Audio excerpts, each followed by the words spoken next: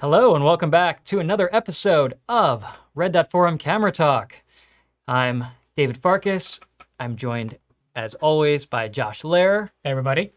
We've got Jose Rivera producing the show. Hello, everybody. Kirsten, who normally is in the chat, is off on vacation somewhere in Minnesota. It's her birthday today. And everybody so wish Kirsten happy birthday in the chat. Not that she'll see it. Happy birthday, Kirsten. She might see it. She might see it. Happy birthday, Kirsten. We miss you. Come back to us. Come back to us. Okay. Today's episode is, I think, an exciting one and a relevant one for a lot of different types of photography. This is actually not really even a Leica specific in terms of the concepts. A lot of the concepts we're going to talk about are just photography concepts. Yeah. Which is Rare. unusual for us because we usually dive down the Leica rabbit holes. Although I'm sure we'll end up doing that anyway. But Probably. All right. So what is the episode? This evening, after almost a month away, we are talking about filters, what they are, how to use them, why we use them, all the different kinds of filters that Leica offers and some of the other brands that we like offer. And we're going to do some live view shooting. We're going to do a lot of show and tell. We're going to hopefully take a lot of questions. So this is, we get a lot of questions day to day about filters, some that are good enough to probably have their episode, like a whole episodes by themselves. Sure. We're going to not try to get too distracted today, but I think for David and I, the kind of photography we do, we use filters a lot in different ways. Sure. But definitely it's rare, I suspect, for either of us to not have a filter on the lens we're using, regardless of what we're doing. I would say. Depending on the photography. It depends, but as it always does. But in general, we use filters frequently. And we've probably talked about filters here and there, but now we can do it all at once in one episode. Nope. I saw at least one happy birthday, Kirsten. That's weird. Okay. Hopefully you guys hear us, right? We're not on mute. Just checking. Can you guys hear us? Give us a yes in the comments, please. I just saw a strange thing on the YouTube. I see a happy birthday, Kirsten. So I guess you can hear us. That part. I don't know what that means, though. I don't know what that means either. That's very strange. Okay, don't worry about it. Moving on. Okay. How about this? Wait, that doesn't make any sense. If they can't hear us, say something. How are they going to say? I feel like somebody would say, we can't hear you. But I don't see anything that has popped up in the chat either. We want to refresh? We're a little rusty. Normal audio. Okay, it's been a month. Thank you very much. We totally forgot how everything works. We used to do this. We did this once a week. We did for a while. We did. We got into the. We're getting back in the groove. All right. Well, you know what, YouTube? You don't know what you're talking about. Thank you to the viewers. Yeah, we appreciate that. As always, we are fallible humans. If you have a problem with the stream or something weird, please tell us. Yeah. Because, we want to make it good. Yeah. David tries really, really hard to make it good. And I try, and sometimes even succeed. Most of the time, I would say, except for that one time. But there was that one time. Anyway, we don't talk about that. No, we don't talk about that. Okay. Everybody sees. I can't hear Enzo. Because Enzo has passed out under the table. As usual. Poor little guy. Okay. I love all the love for Kirsten's birthday, though. This is awesome. Yeah, thanks, guys. I'm sure she would appreciate it. Yeah. Okay. So, filters are certainly fresh in my mind. Yes. The reason that we skipped so much time is for the first time in a long while, due to the world, we just did our first Leica photo adventure. In a while. About 2 weeks ago, week and a half ago. So I'm fresh off of that. I didn't even unpack my filter kit. This is my filter kit. We knew we were doing the show when he got back, so he just so yep. So I brought everything from fresh from Iceland. So it still probably has Iceland dust on it and spray. Exciting. Super exciting. So we can talk a little about that. Where I'm coming from with my filter usage is generally for landscape photography. I'd say also I'm definitely was using, when I went to Iceland, I also took this right here, which is Q2 monochrome, and pretty much just kept an orange filter glued to the front of it, which is the one that's still on there right now. There you go. So yeah, that's it. Yeah. So I took an SL2, which you can see right there. Yep.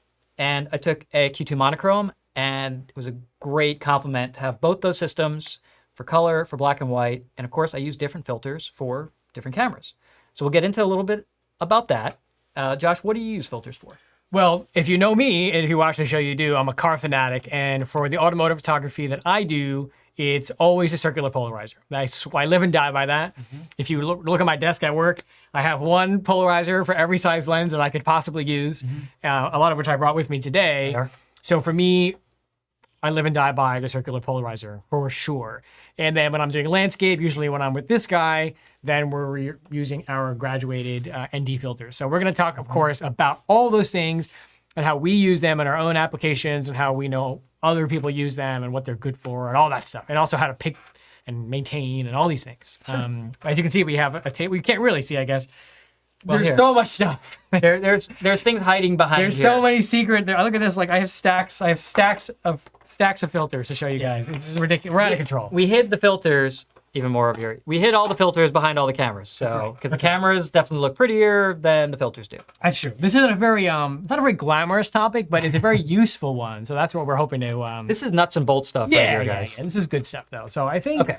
what we're probably going to do is we're going to talk about kind of categorically the different types of filters that we use and we are sort of finding most relevant for the Leica photography world we're in. And of course, we'll take questions along the way. But I think we could probably just get started. We're going to just Does dive they in. have the slides available? I think he does. So, we're going to start at the beginning. Do you have a UV filter? I do. I'm going to give you... We're going to start really simple. Now, this is, when you're talking about filters, this is just the most basic filter you can use. There we go. Oh, there you I go. think you've got the close-up on you, so why don't you show it? Oh, okay. I have a lot of things happening right now. Where is the close-up camera? It's happening. Here. Okay, it's coming. You can. Well, you gotta move it. Yeah, you gotta move it. This is it. No. Right here. Up. Up. There you go. There you go. Okay. A little higher. Oh, you know what else, Jose? Why don't we get a little closer angle on that too? Just one sec, guys. We realize filters are actually pretty small. Yes. And we want you to see them. I should have only grabbed 95 millimeter filters for the sake of this demonstration, but 39 millimeter filters are alas, super I did tiny. not. There we go. Super tiny. Yet another plaid shirt situation. Another Red Dot Forum camera talk. Another plaid shirt. That's showdown. right. That's right. This is a plaid shirt It's showdown. funny to watch me on the main camera Yeah. that everybody's seeing, trying to position this filter. Although, what is he doing? Like he's going crazy. Like, so sorry. Jose, like, please stop. I Please can't stop. help myself. Please stop. All right, let's get a close up of this beauty. Not that there's much to see. That's kind of the point. Yeah, there it is. There it is. Well, all right. So this is a UV filter. So let's bring up our little cheat sheet here. Look at that. Look at that shot. That is gorgeous. Okay, that's your neck. All right, And this filter. Right there it is. Yep. So that's a Leica UVA filter, and that's a 46 millimeter, as you can see on the side. And let's take a look through it. Well, what do you see? That is pretty clear, right? Josh's shirt looks the same, or his hand looks the same through the filter and not in the filter. When we're looking at this filter, it's basically a do as little harm as possible category, because this isn't going to improve your photos in any meaningful way. What it's going to do, if we come back to our little slide. Oh, he had this. Oh, I see. Yeah, he's Yeah. away. It's okay. Where'd it go? No, but the There it wide is. shot. Yeah, that's good. But the wide shot though. Well, I like that shot. But it's just my shirt. It is your shirt. Well, you want me to hold the filter up again? I do. Here we go. Okay. Okay. I got it. So this filters out UV light, which really is not very necessary on digital because the filter over the sensor, so that piece of glass, the cover glass over the sensor, filters out UV and IR light. So this was something that was more necessary on film that was susceptible to UV light, but really digital, it's not an issue. But we keep them around because they're high quality filters.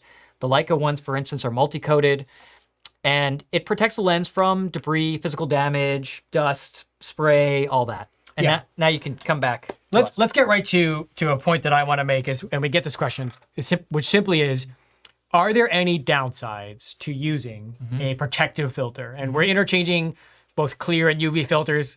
For the sake of this discussion, they are the same. They serve the same purpose, which is to protect. For all intents and element. purposes. Yes. Same. So the answer to that is, well, it depends, but no. This is an easy answer. A high quality clear or UV filter will not impact the performance of your lens or camera in any way. Now, a few caveats. Number Yes. one, if the filter is dirty or scratched or damaged, it can impact image quality. So just like keeping your lens and camera clean, your filter falls under that same criteria. For sure. Something else important to note is you never want to stack filters, at least not circular filters. So Oh, and if you do it, don't do it often. that's right. So if you have a UV filter and you decide, oh, I also want to use a neutral density filter or a polarizer, and you just stick it on top of the UV filter, that is bad. So you don't want to do that. And let's talk about why that's bad for just a second, right? Because what you're doing is you have a flat piece of glass right there, and if you have another, it's hard to see through the thing, but let's just say you have a flat piece of glass. Here's your lens, flat piece of glass, another piece of glass. Light can get in here and just bounce around before it goes into your lens. So you basically creating two parallel reflecting surfaces. Now, multi-coating is going to help. So when you see on a filter where it says MRC, that means multi-resin coated, that's going to cut down on the reflections, similar to anti-glare glasses or an anti-glare screen coating. But it's not going to reduce or eliminate it completely. So you can still get stray light bouncing around between two filters, causing not nice things to happen. So you can just get bright spots and flare and all that the lens normally is not susceptible to, but you're just creating a bad environment under the right situations where things just go off the rails. If you're in a dark situation, you're in our studio, for instance, we could probably stack 4 filters deep shooting our bear setup over here because there's no light coming into the lens. I also want to mention that stacking filters there are workflows where that's okay, but you don't want to have a UV or clear filter involved. No. Stacking NDs is very common. Stacking ND in a polarizer happens, but you just don't want a UV filter anywhere in the stack because it's going to do then is hurt you. Yeah. It's not going to help you. That's, I think, the point. And there's no more protection. And as you stack filters up and you gain thickness of those filters stacking on top of each other, you can also get vignetting at wider angles. True. Very true. So we try to avoid it. Yeah. Sometimes it's unavoidable, like Josh says. Sometimes you need to stack NDs or you need to stack a ND and a polarizer, although we're going to get to that because there is a solution to that, which I am in love with. Yes. So no, a high quality UV or clear filter will not impact image quality in any way. No matter how good your lens is, how good the camera is, you put the filter in there, you're never going to see a difference in your images. There is a question that I was asked, that one, which Mauricio asked, what's the difference between the Leica UV1 and UV2 filter? So like 5-6 years ago, maybe more, Leica reissued all of their UV filters. Now they're called UVA2, like with the Roman numeral 2. And what they changed was the filter ring, the non-glass part, used to be brass. So they were heavier and they were also painted, or anodized if they were silver. So they went from a brass filter ring to an aluminum filter ring. What that did was make them lighter. It allowed them to match the lenses perfectly because the lenses are also aluminum, well, most of them are. And it allowed them to be anodized, not painted, so they were more durable in terms of the finish. So it's hard to find any of the original Leica UV filters anymore, like floating around, because they've pretty much all been replaced with the UVA2s. That said, if you have, and I actually have one somewhere, here we go. So if you have a vintage silver chrome lens or any one of Leica's current brass silver chrome lenses, like the 51.4 spheric or the 28 Sumeron, it's actually nice to source a pre-2, meaning a version 1 or even an older one, UV filter in silver chrome, because then the brass, this is actually a really old one. You can see this here, get a close-up of that. What was that? Here we go. This is still a Lights generation UVA filter. So what's cool is, if you have one of these older silver filters, these are brass, and the finish and the luster, if you will match brass lenses perfectly. It's pretty subtle, so you have to kind of be a real stickler for that, which I definitely am. So that is one instance where the older versions of the Leica filters, specifically in silver, are nice to have when you have a silver chrome brass barreled lens. But the modern, and I'll show you now while I've got the close-up here, the modern UVA2 filters, which in silver are aluminum, and this will match the finish of any of Leica's silver anodized lenses perfectly. So unless you have a brass barreled lens, you definitely want to go with the newer UVA2s in silver. This is subtle, But if you're a real nerd like I am, you can definitely see the difference. You can see here where it says EVA 2. See that? Well, it's Roman numeral 2. Yeah, Roman numeral 2. I know this one's kind of shiny. But anyway, okay, so you can come back to me. So that is the difference between 1 and 2. They went from a brass filter ring to an aluminum filter ring. So it's nice. And you can definitely feel the weight difference, especially in the larger sizes, 72, 82, 60, all those. You can actually feel the weight difference because aluminum is so much lighter. So kind of cool. Very obscure, but I love that kind of stuff. So there's some questions here. oh my goodness, so many questions. Yeah. My goodness. All right, while you're talking, I'm looking at I'll those. see if anyone's for you and I'll ask you. Okay. Swivel filter for monochrome? What there? What did you say? Swivel filter for monochrome, just like the polarized Leica filter? You wouldn't be able to see it because you can't see in black and white. Yeah, that wouldn't work. We'll cover color filters for black and white shortly. We'll be getting to filters that. tend to get stuck on lenses. I don't know. I don't think I've had that happen. I don't think I've had like a higher instance of filters getting stuck that are newer or older. I think a lot of that depends on how well you maintain your lenses, if they're covered in like grit and dirt. Grit is a big problem, yeah. But honestly, I've been using aluminum filters for years, and I've never had a filter get stuck. If they do, where did my little doodad? Oh, here's another your cool doodads. thing that I brought, Oh, this is cool. which is we don't sell these, but they're kind of cool. This is a filter wrench. So what this is if you do get the filter stuck on your lens, they come in different sizes. Here's a much larger one. I don't know, Jose, I want to get the close up here. There we go. So these allow you to basically grab, there's actually not a filter on here, but you can imagine, pretend there is, to grab the filter, put an even pressure around the whole thing, and then hopefully get it off if it's stuck on your lens. So these are really cheap and they're flat, so they're easy to store in a bag. I always recommend bringing one of these if you have a fear of a filter getting stuck on your lens. So these are super cool. Another helpful trick. This one's kind of a old school thing. If you get two filters stuck together, again, you shouldn't be stacking them in the first place. But if they get stuck together, or it gets stuck on a lens, Looks really whatever. good there, like that. A trick, because the mass of the material is not a lot on a filter.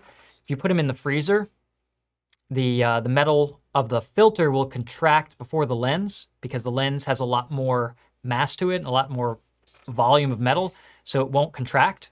And the filter, because it's small and light, and aluminum or brass will both contract slightly when extremely cold.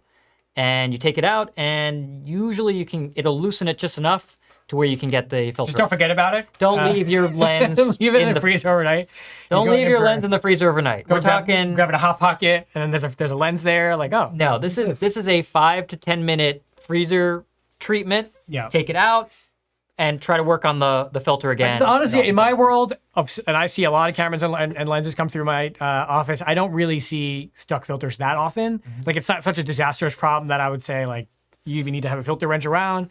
But these are Not a bad cheap. idea to have These are them. cheap and they're handy and they take up no space. So just slide one in or two in your bag, and like, you never know, especially if you're in the crazy climates or whatever and just want to have that backup. Robert says the rubber band trick to remove a filter. It's sort of like you can use a rubber band, or you can use. Harder on a small lens though. It is hard. I found also a jar opener, the little, like the rubber silicone round pads. You can also apply just enough force on the front to sometimes get a filter off. Again, it's not a huge problem, but having those tricks around does help sometimes. So we kind of got off topic here, but if you don't frequently use other filters, meaning you're not using polarizers or graduated or any of that stuff often, if you're going to go out, especially for a large extended amount of time, just no filter, that's where the UV filter is best. Because you don't want to stack filters. Like, if you're me and I use a polarizer often, I wouldn't want to be constantly taking off my UV and putting on my polarizer all the time, because that's just extra work. I'm not going to go out with a UV filter in that instance.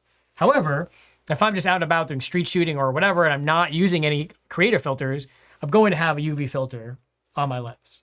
And definitely, if there's a little kid like with smudgy hands or anything. I mean, it's just, there's no downside to image quality, and it gives you even a little bit of peace of mind. You know, if the front of the lens impacts something or whatever, it's going to take the brunt of the damage. Now, and be that okay. being said, Yes. you mentioned high quality, Yes. do no harm. Yes. I don't see it as much as I used to, but there is some absolute trash filters out there that are made of questionable materials. Yeah. And that trick, it's so easy to just see. Take a piece of white paper, take the clear filter, put it on the piece of white paper. Is it still white? Then it's pretty good. If you take one of these cheap filters, and it might even be from a good name, and you put it on that piece of white paper and it changes color, Yeah. toss it. That's like the litmus test for a UV or clear filter. Yeah, I mean, is- our experiences with Leica filters have been good. Breakthrough, very good. B&W, Good. generally very Yeah. good. Heliopan, good. Heliopan, I don't use much, but I've heard very good things. You know, I'm not going to talk bad about any brands, but those are the brands that we like. David and I use Leica, sometimes B&W, Breakthrough a lot, sometimes Schneider, although not as much anymore, that Breakthrough. Right. Which is we'll show around. too. So we will be talking a lot about breakthrough filters in this video. Before you call us out, yes, I realize that a lot of the stuff is hard to get. They're a small company that makes a very, very good product, and they just can't keep up with demand. So cut them some slack. And that's hard to do, but they're aware of the problem. Yeah, they're self-aware. But it's just a matter of they just kind of exploded. Yeah. And now they can't keep up. But they are worth the wait for the filters we're going to talk about. So Okay. questions. Well, that we're gonna get to. Yes. Yeah. But- Questions about UV or clear filters is really what we're. That's okay. Continue All right. now. So let's move on. Let's go to The next slide. the next slide. This one's gonna be a fast one. We're gonna talk about a ghost of Christmas past kind of filter, which is the infamous, if you've been around Leica for a while, the UV IR filter. Oh, fun. We have one of those. We have one or two of those laying on the table. Dropping it. Yeah, it's right here. Where? Here? There's one right here, or that Yeah, this is the Leica one? that one's probably dirty. Yeah. Dirty is fine. Okay. It's very dirty. Yeah, this one's clean. Here, this one's clean. Okay, so let's get the slide for that, Jose. Here, you want the clean one? No, it's fine. They can see, I think. Anything black. Here we go. No, you can see it on white. No, that's Oh fine. yeah, there you go. Yeah, so it's clear when you look through it. Right, it looks but- clear. See that? It's clear looking through. But if I hold it up to our light here, There you go. Look at See that. that red when you get it just right, and then green or bluish on the other side. So it's sort of weirdly blue and red at the same time if you catch the light differently. Now, this was designed to filter out both UV and infrared wavelengths at two different ends of the spectrum. This is specific to the Leica M8 and the M8.2 because that sensor cover glass did not offer enough infrared filtration. So it created infrared bleed in the images, which led to reddish, brownish, purplish blacks, especially on synthetic materials that would reflect a lot of infrared radiation. Do not use this on any other digital camera other than an M8 or M8.2. This is my public service announcement to the world. right, so if you have Yeah. a filter on your lens that says UVIR on it, Don't use it. and you don't have an M8 or M8.2, Take it off. Take it off. Please. It's only going to hurt you. It's not going to help you. What's going to happen is you're going to filter out infrared and near infrared more than you should, and your images are going to be greenish and, it's not going to be good. You're going to desaturate your red channel to a very bad place. Yeah. So long story short, M8, M8.2, UVIR equals good. Any other camera, unless you're doing something specific that I don't know you would be doing, You wouldn't. UVIR equals bad. There. Done. That's it. I never want to have to talk about this again. Moving right along. Okay, let's talk about a filter that is extremely useful and kind of hits on a question in the chat, which is what can you do? And this is even more, this is a broader discussion that I do want to talk about a little later, but here's a filter that you cannot replicate the effect in post-processing, period, hard stop. This is something you have to do optically on the front of the lens at the time of capture, otherwise it's not happening. And Josh mentioned it.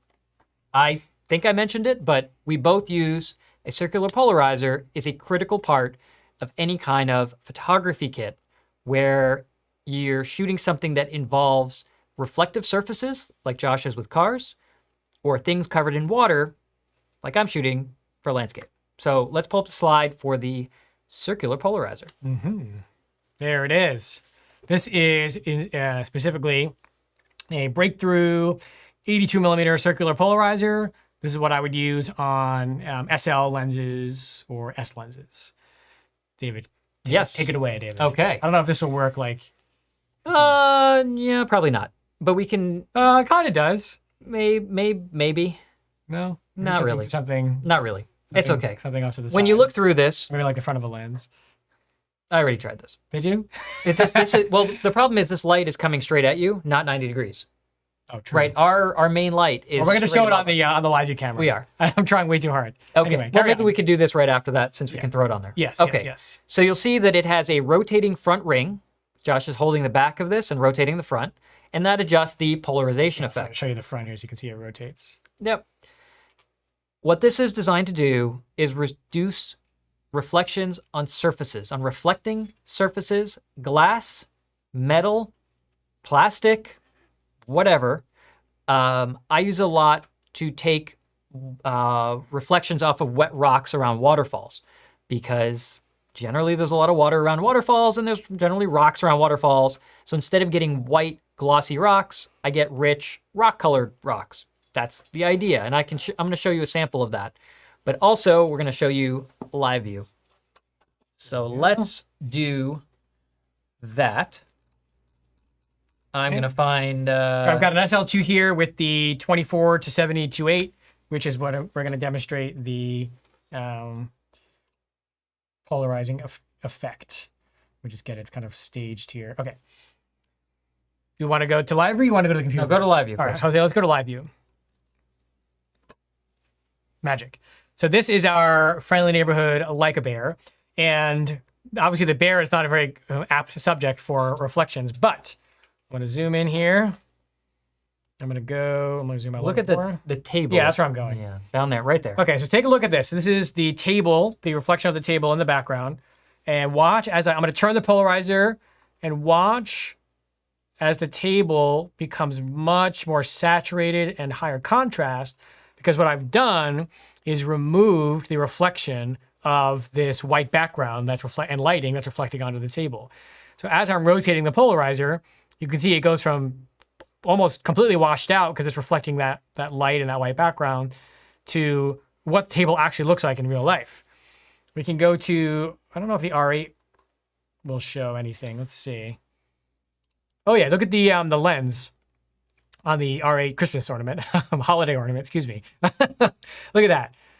I mean, the difference and the control that you have over the characteristics of a shiny reflective surface with a polarizer is immense, because you can, of course, turn it all the way to completely polarize it, or turn it all the other way to completely unpolarize it, or pick something in the middle to give it a little bit of depth if you want without completely removing the reflection. So let's go to the eyes here. This is another good spot. Here we go. Let me zoom a little bit more. You can see as I turn the polarizer, the eyes go from basically totally unpolarized, where you're seeing all the reflections in the studio, to everything other than the catch light is basically polarized out. So the thing to know about a polarizer, a circular polarizer, it is not a set it and forget it type of filter. As you can see, you need to adjust your polarizer. You need to rotate your polarizer for every single picture that you're taking. Now, of course, if you're shooting the same scene multiple times, working on a tripod, no, you don't have to adjust it in between each same photo. It's every time you change scene or subject, you need to adjust it. And you don't want to just look at the part of the picture that you're looking to polarize. You want to look at the whole picture to make sure that you're not messing anything up, like changing the reflection in another object that you want to reflect a certain way, because it can only affect one. How do I describe this? You do a better job of explaining this than I do in terms of the. Well, because I think on that particular one, Yes. the eye Yes. and the, They're perpendicular to each other. right. Yeah. So this only works. I think. Did you explain the 90 degree? No, I was trying to. Okay. I just totally lost. I lost my. So verbiage. let's. If you think about the light as a. No, what do I call it? See? It's the directions: north, south, east, west. Yeah, there we not a go. compass, but the rosette, whatever. What do you call that thing? The directional arrow thingy. The directional arrow thing. yeah, on a yeah, map. terminology is good. North, south, east, west. Okay. Great. Yes.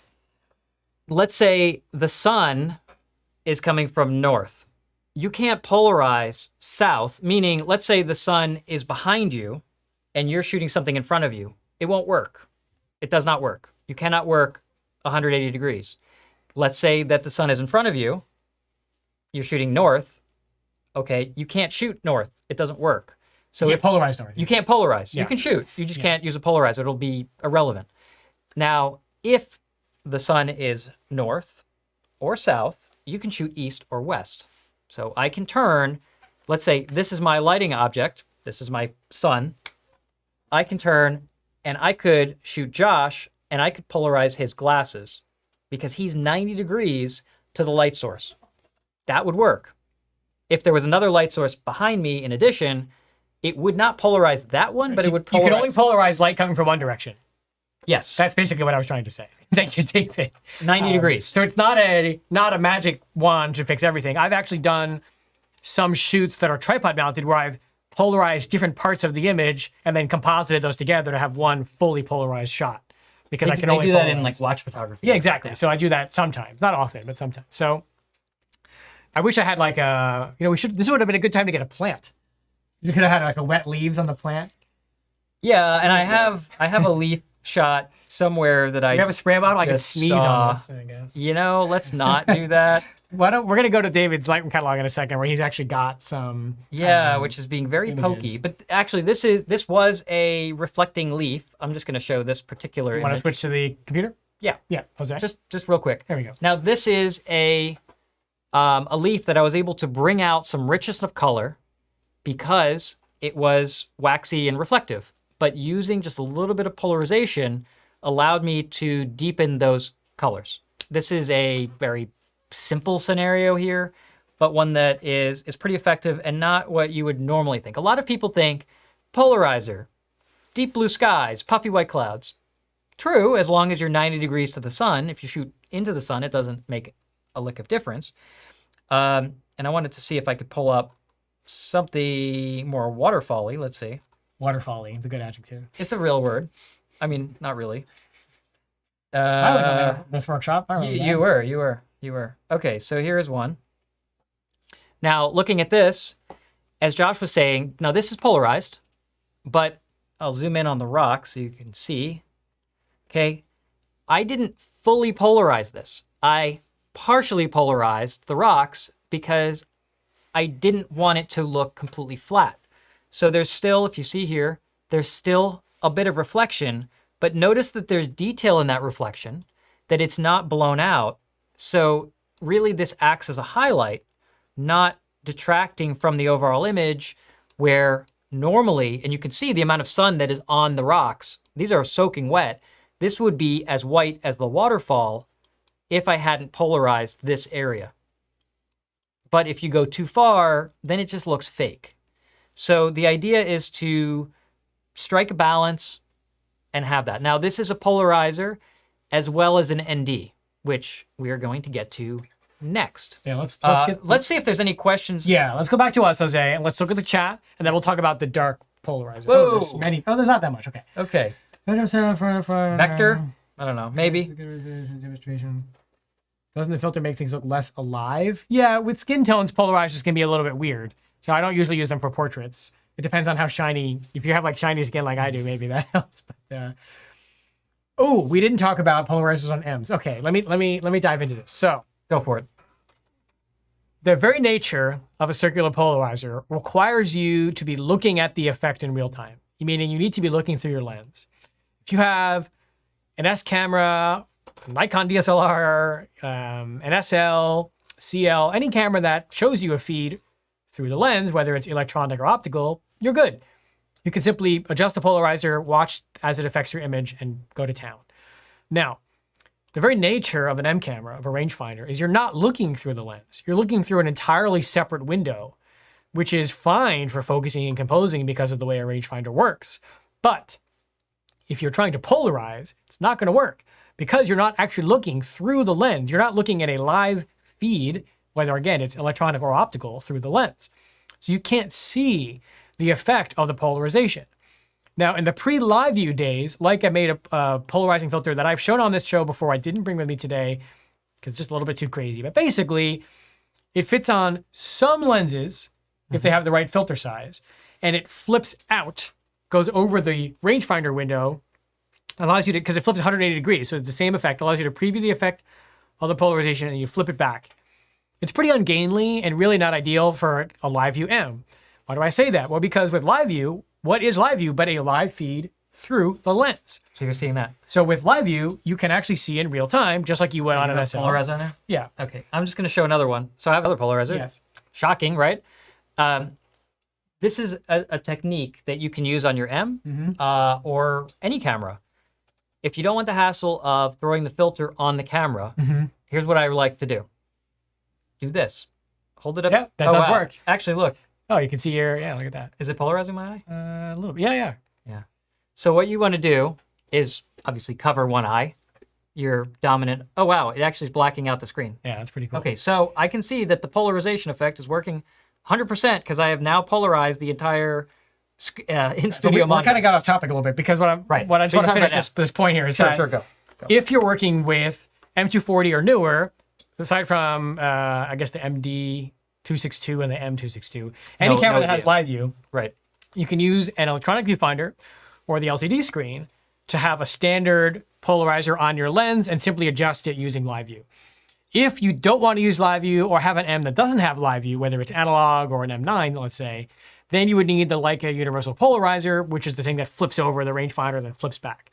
It's just a little bit unwieldy, and I have never used one because I would much rather just use live view, or in the days of the M9, I just looked through it like David did, and then I would adjust it. It's a little bit weird to have to like put it on and off your lens, but My point is, if it's not on the lens, Right.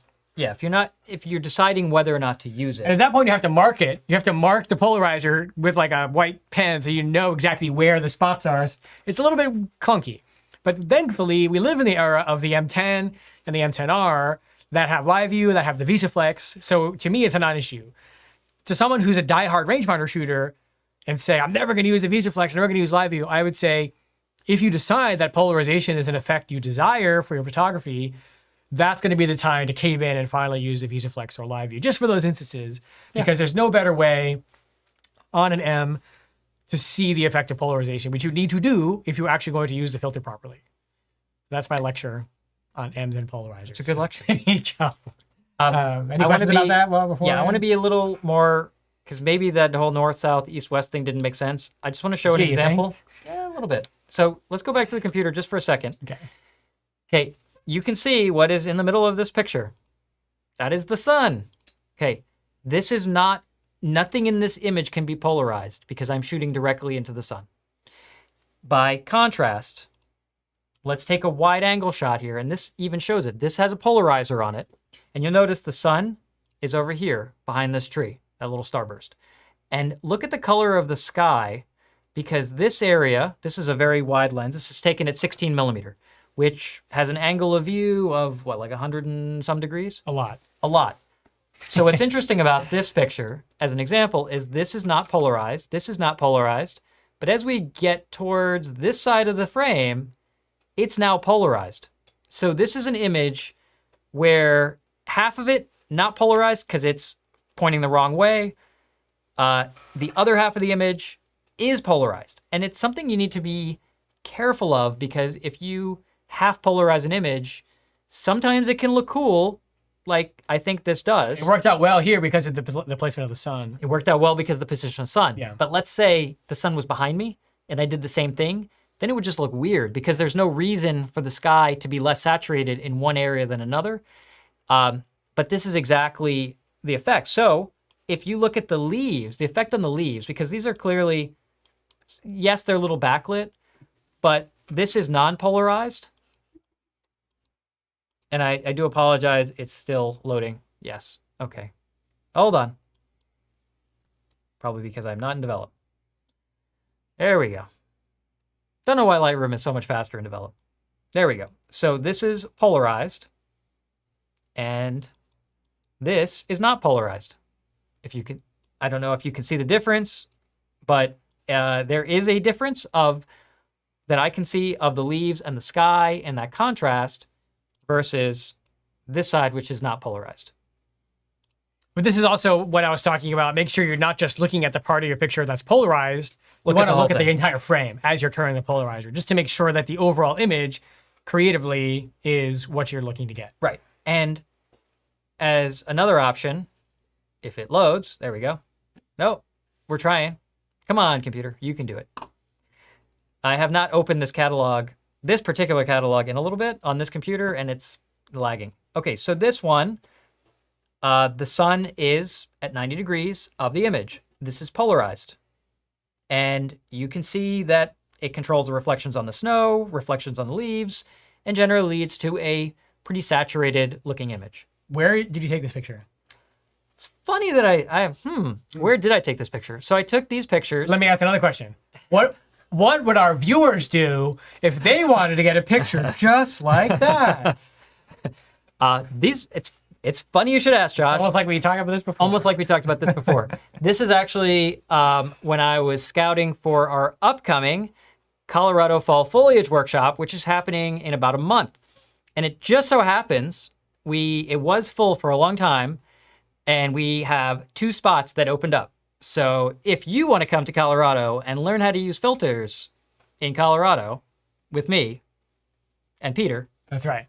and Colin, you should come. You want to hang out sign with up. David in the woods. Hang out with me in the mountains. The And mountains. the and the woods. mountainous woods. The mountainous woods. So that is definitely worth mentioning. Yes. Show them how to find it on the site. Do you have the website pulled up somewhere? Just open up a new window. from Nope.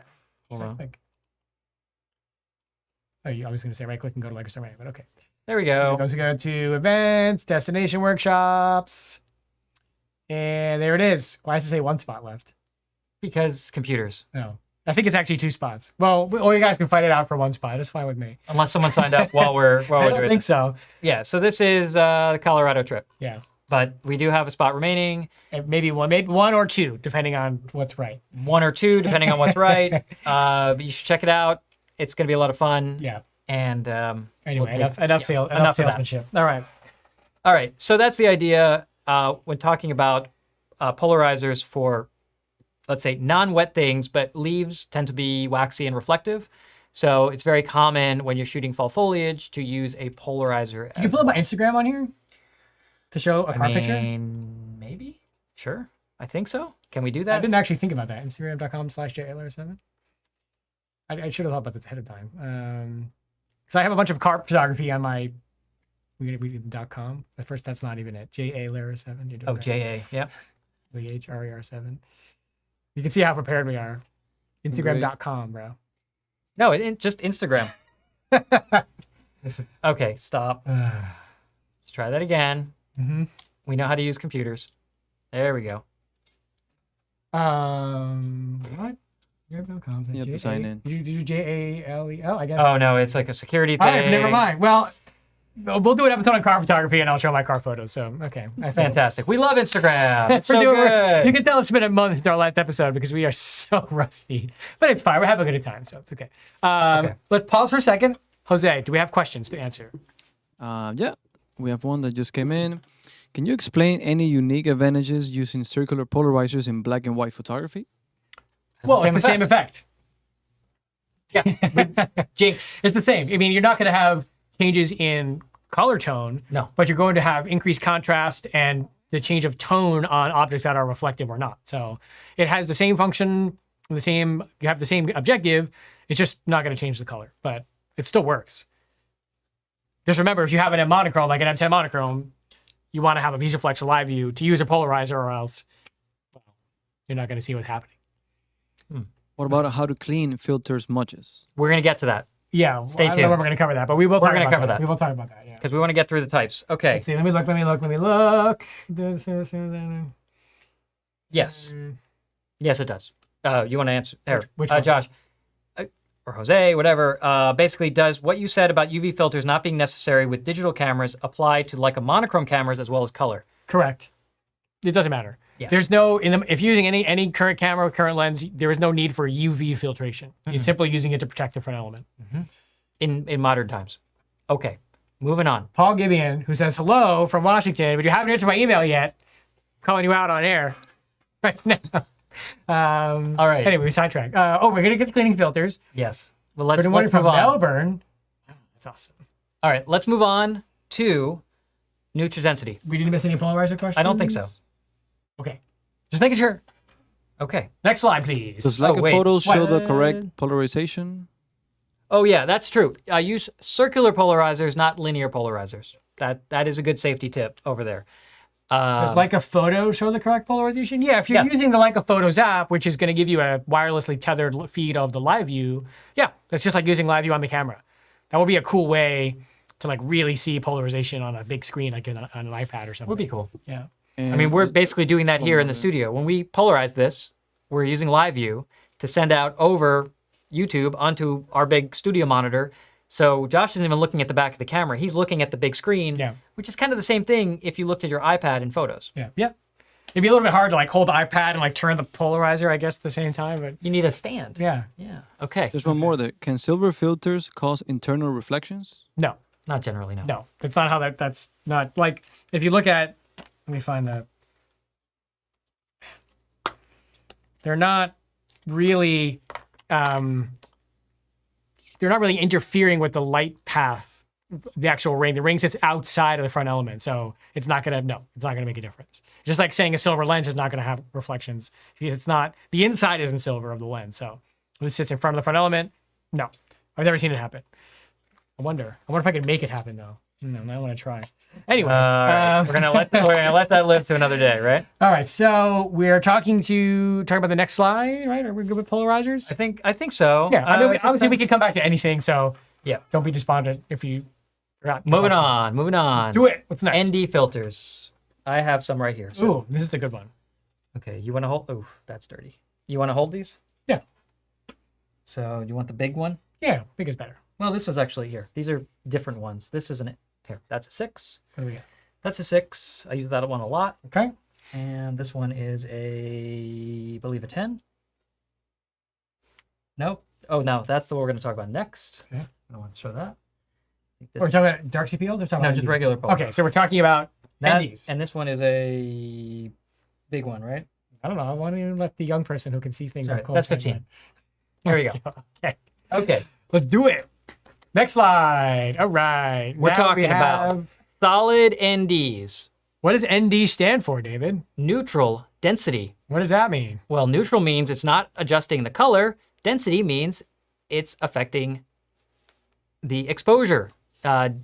Density, in old photographic terms, just neutral density means that we're knocking down the exposure factor.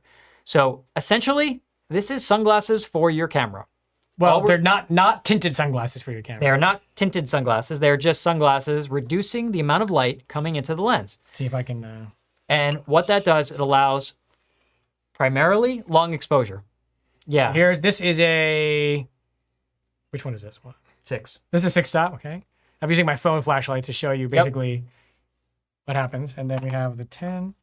Is that a 10 or is 15? That's a 15. This is a 15. Yeah, you can see, you barely can see that light coming through. Look at the difference there. So, other than obviously filter size, what are the metrics, or if you will, the specs we're going to be looking for when Sure. we're looking for ND filters? Yeah, so they come in various strengths.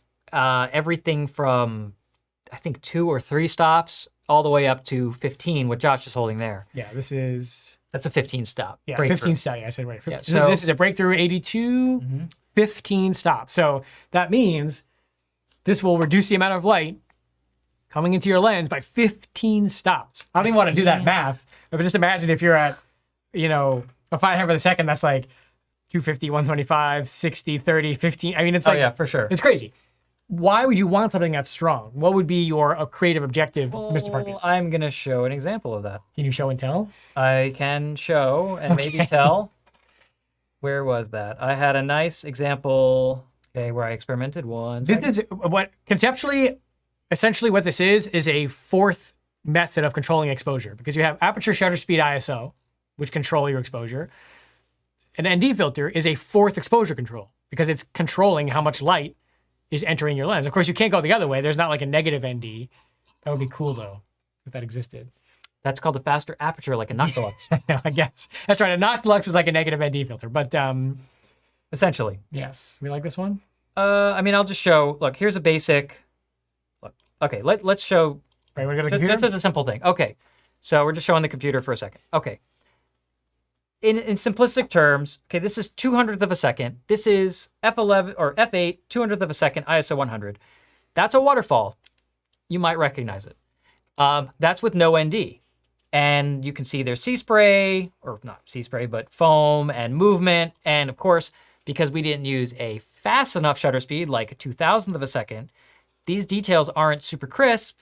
They're moving, they're blurred because the volume of water and the speed, you can see it's not the picture. The picture is perfectly sharp, but the image is blurred a little bit. Now, if I show a different picture like this one, this is 1/4 of a second at f11. So this was a 6-stop ND filter.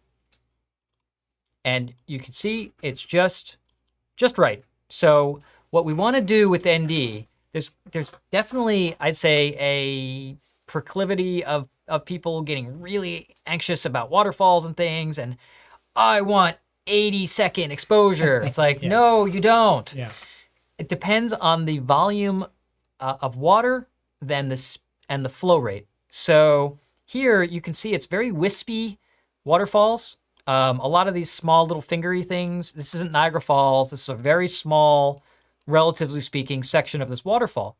So what we want to convey is a sense of motion, but if it's too long, a shutter speed, it's just going to be a hazy mess. And it's not going to look like a waterfall anymore. It'll just look like mush.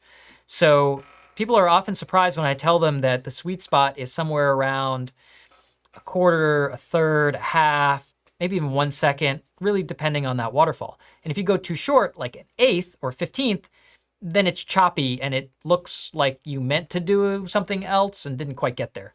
So something like this tends to be, for this waterfall, about the right speed. So we get texture, we get motion, and it has that nice, evokes that nice feel overall.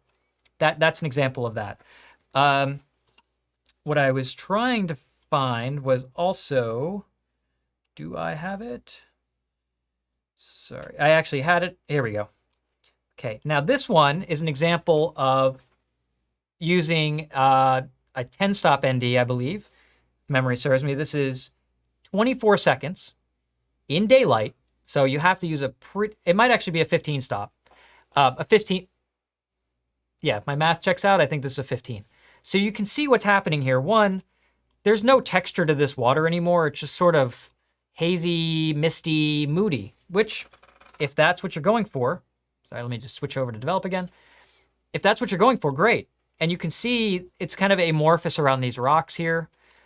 But what I thought was really neat, and a lot of people they think about water, they don't think about clouds.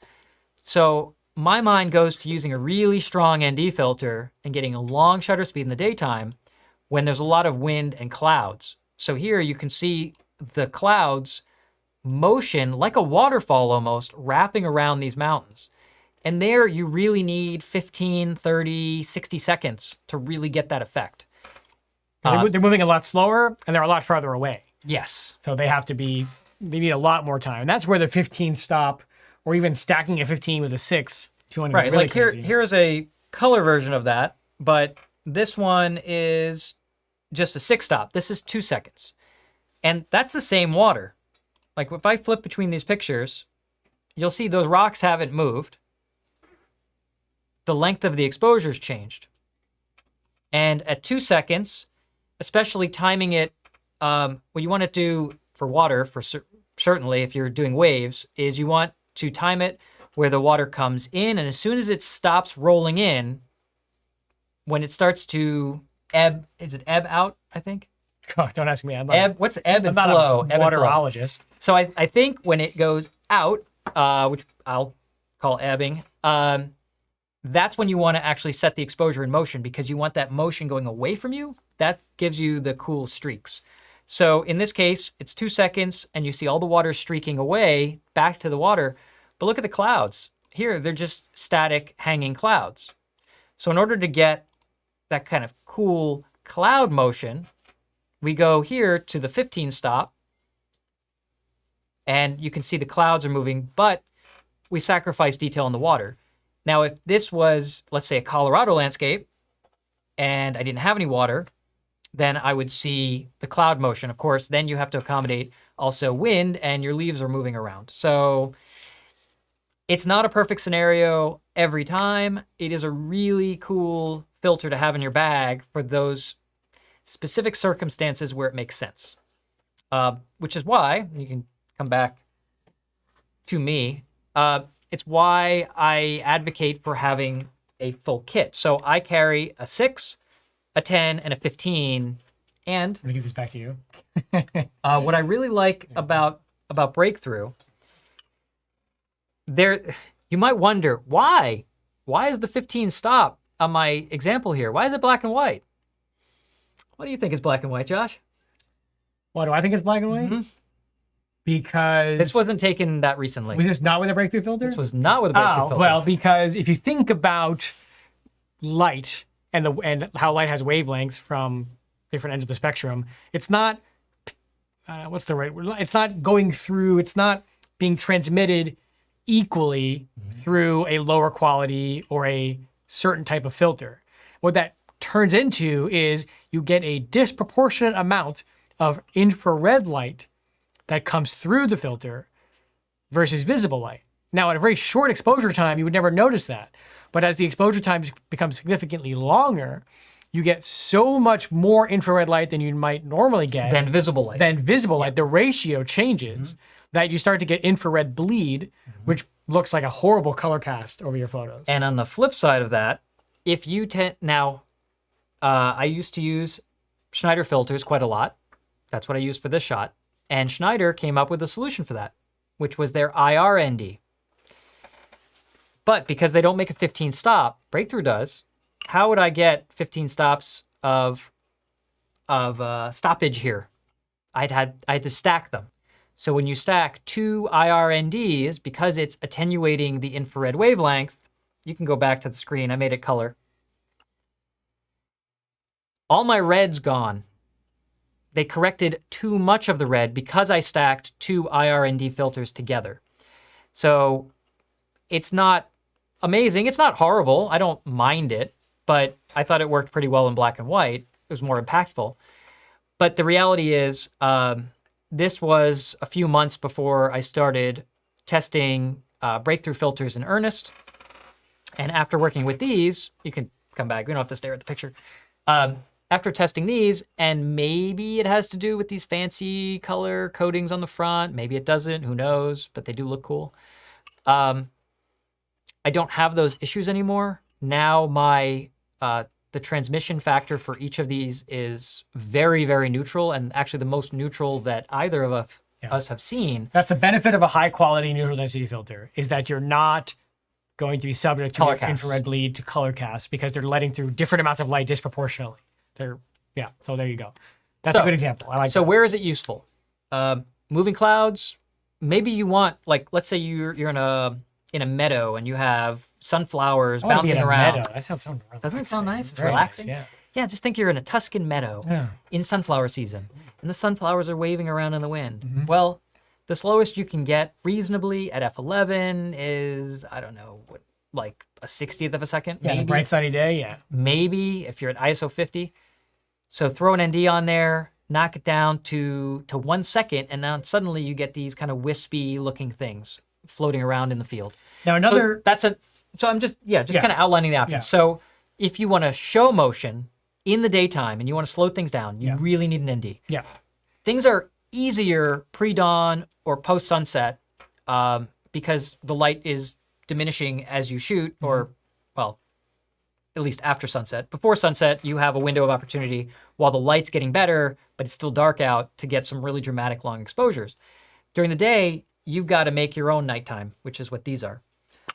And water, obviously. Clouds, maybe not as obviously. So, and there's another kind of trick. This was old school right here. Okay. How do you make people disappear?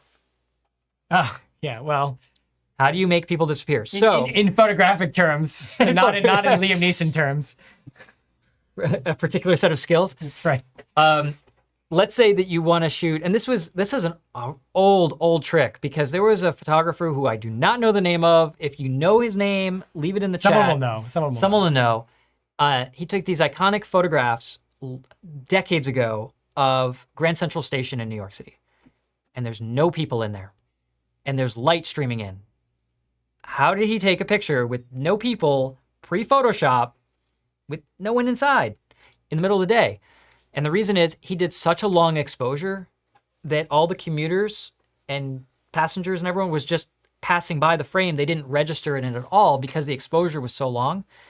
And he was able to just get the architecture static while everyone moved through the frame invisible. So if you know the name, put it in there.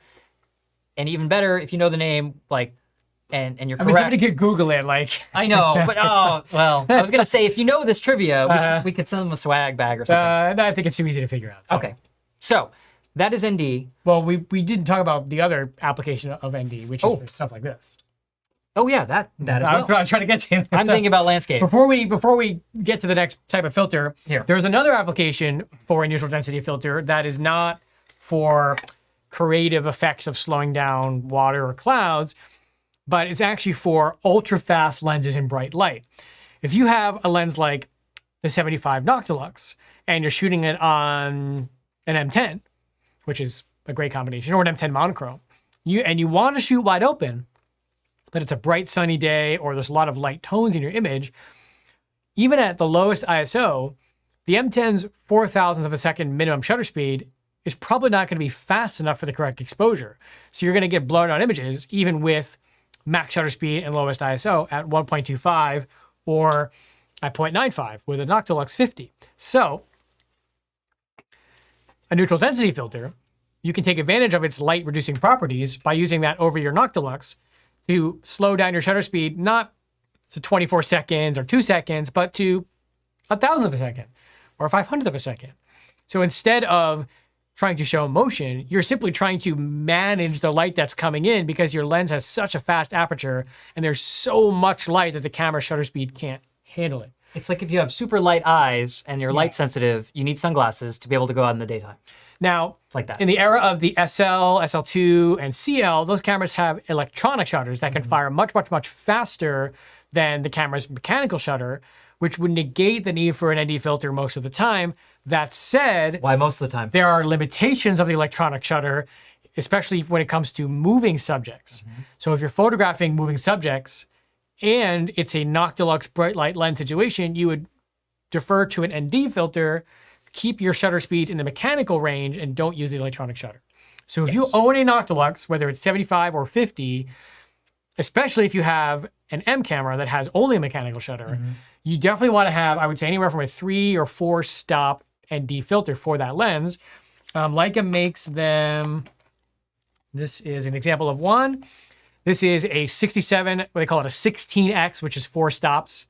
So you definitely want to have an ND filter for that situation because, again, it's not about, I have an SL2, I'll use the electronic shutter, because there may be times where that is not going to work. So that's the other function of an ND filter is to, of course, in the film days when you only had one ISO, Right.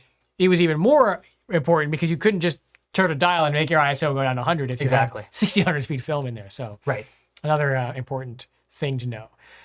Do we have questions? And I would say, because I see Stephen Pitts is commenting, and it's true, the other use for ND, and the reason there is a lot of high quality NDs out there, is for cinema.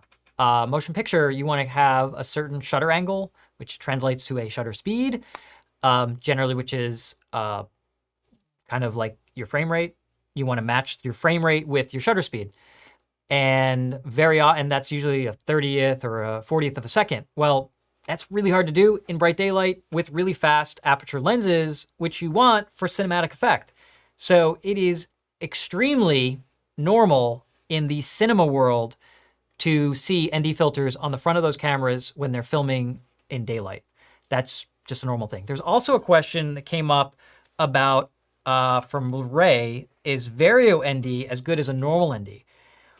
Both Josh and I have taken a crack at various variable NDs. We don't use them through the years and have spent many hundreds of dollars each trying to find the best. I I think the last one you used was $400 Or more, maybe. Yeah, more. it's a lot. So we have used the top brands, fancy NDs, variable NDs. They have a couple problems. So I'm just going to run through those real quick because if you're asking us to bottom line it, we don't suggest them. Let me just explain briefly why. One, you go past about 8 stops and you get a crosshatch pattern. They don't work well on ultra wide angle lenses. With anything past, let's say, an equivalent field of view of 24 to 21, they start getting wonky. And 3, you also are polarizing everything, which you may not want to do, because the way that a variable ND works, and I can actually make, where's your other polarizer? On the camera? The 82 is on the camera. Yeah. Take it off. I'm actually going to make a variable ND for you guys. Ooh, that's exciting. Kind of. This is like Yeah, kind of. like a cooking show. It's kind of, because what a variable ND is 2 pieces of glass. It's a linear polarizer, which this is not, but we're going to pretend for a minute, and a circular polarizer. And let's see if it works. I'm trying to line up to the camera. And as I rotate, it should get darker or lighter. Well, it is. A little bit. But it's changing, right? Yeah. It doesn't work exactly because you really need... okay, we tried. But you really need a linear polarizer and a circular polarizer together, and you can make your own variable ND right at home.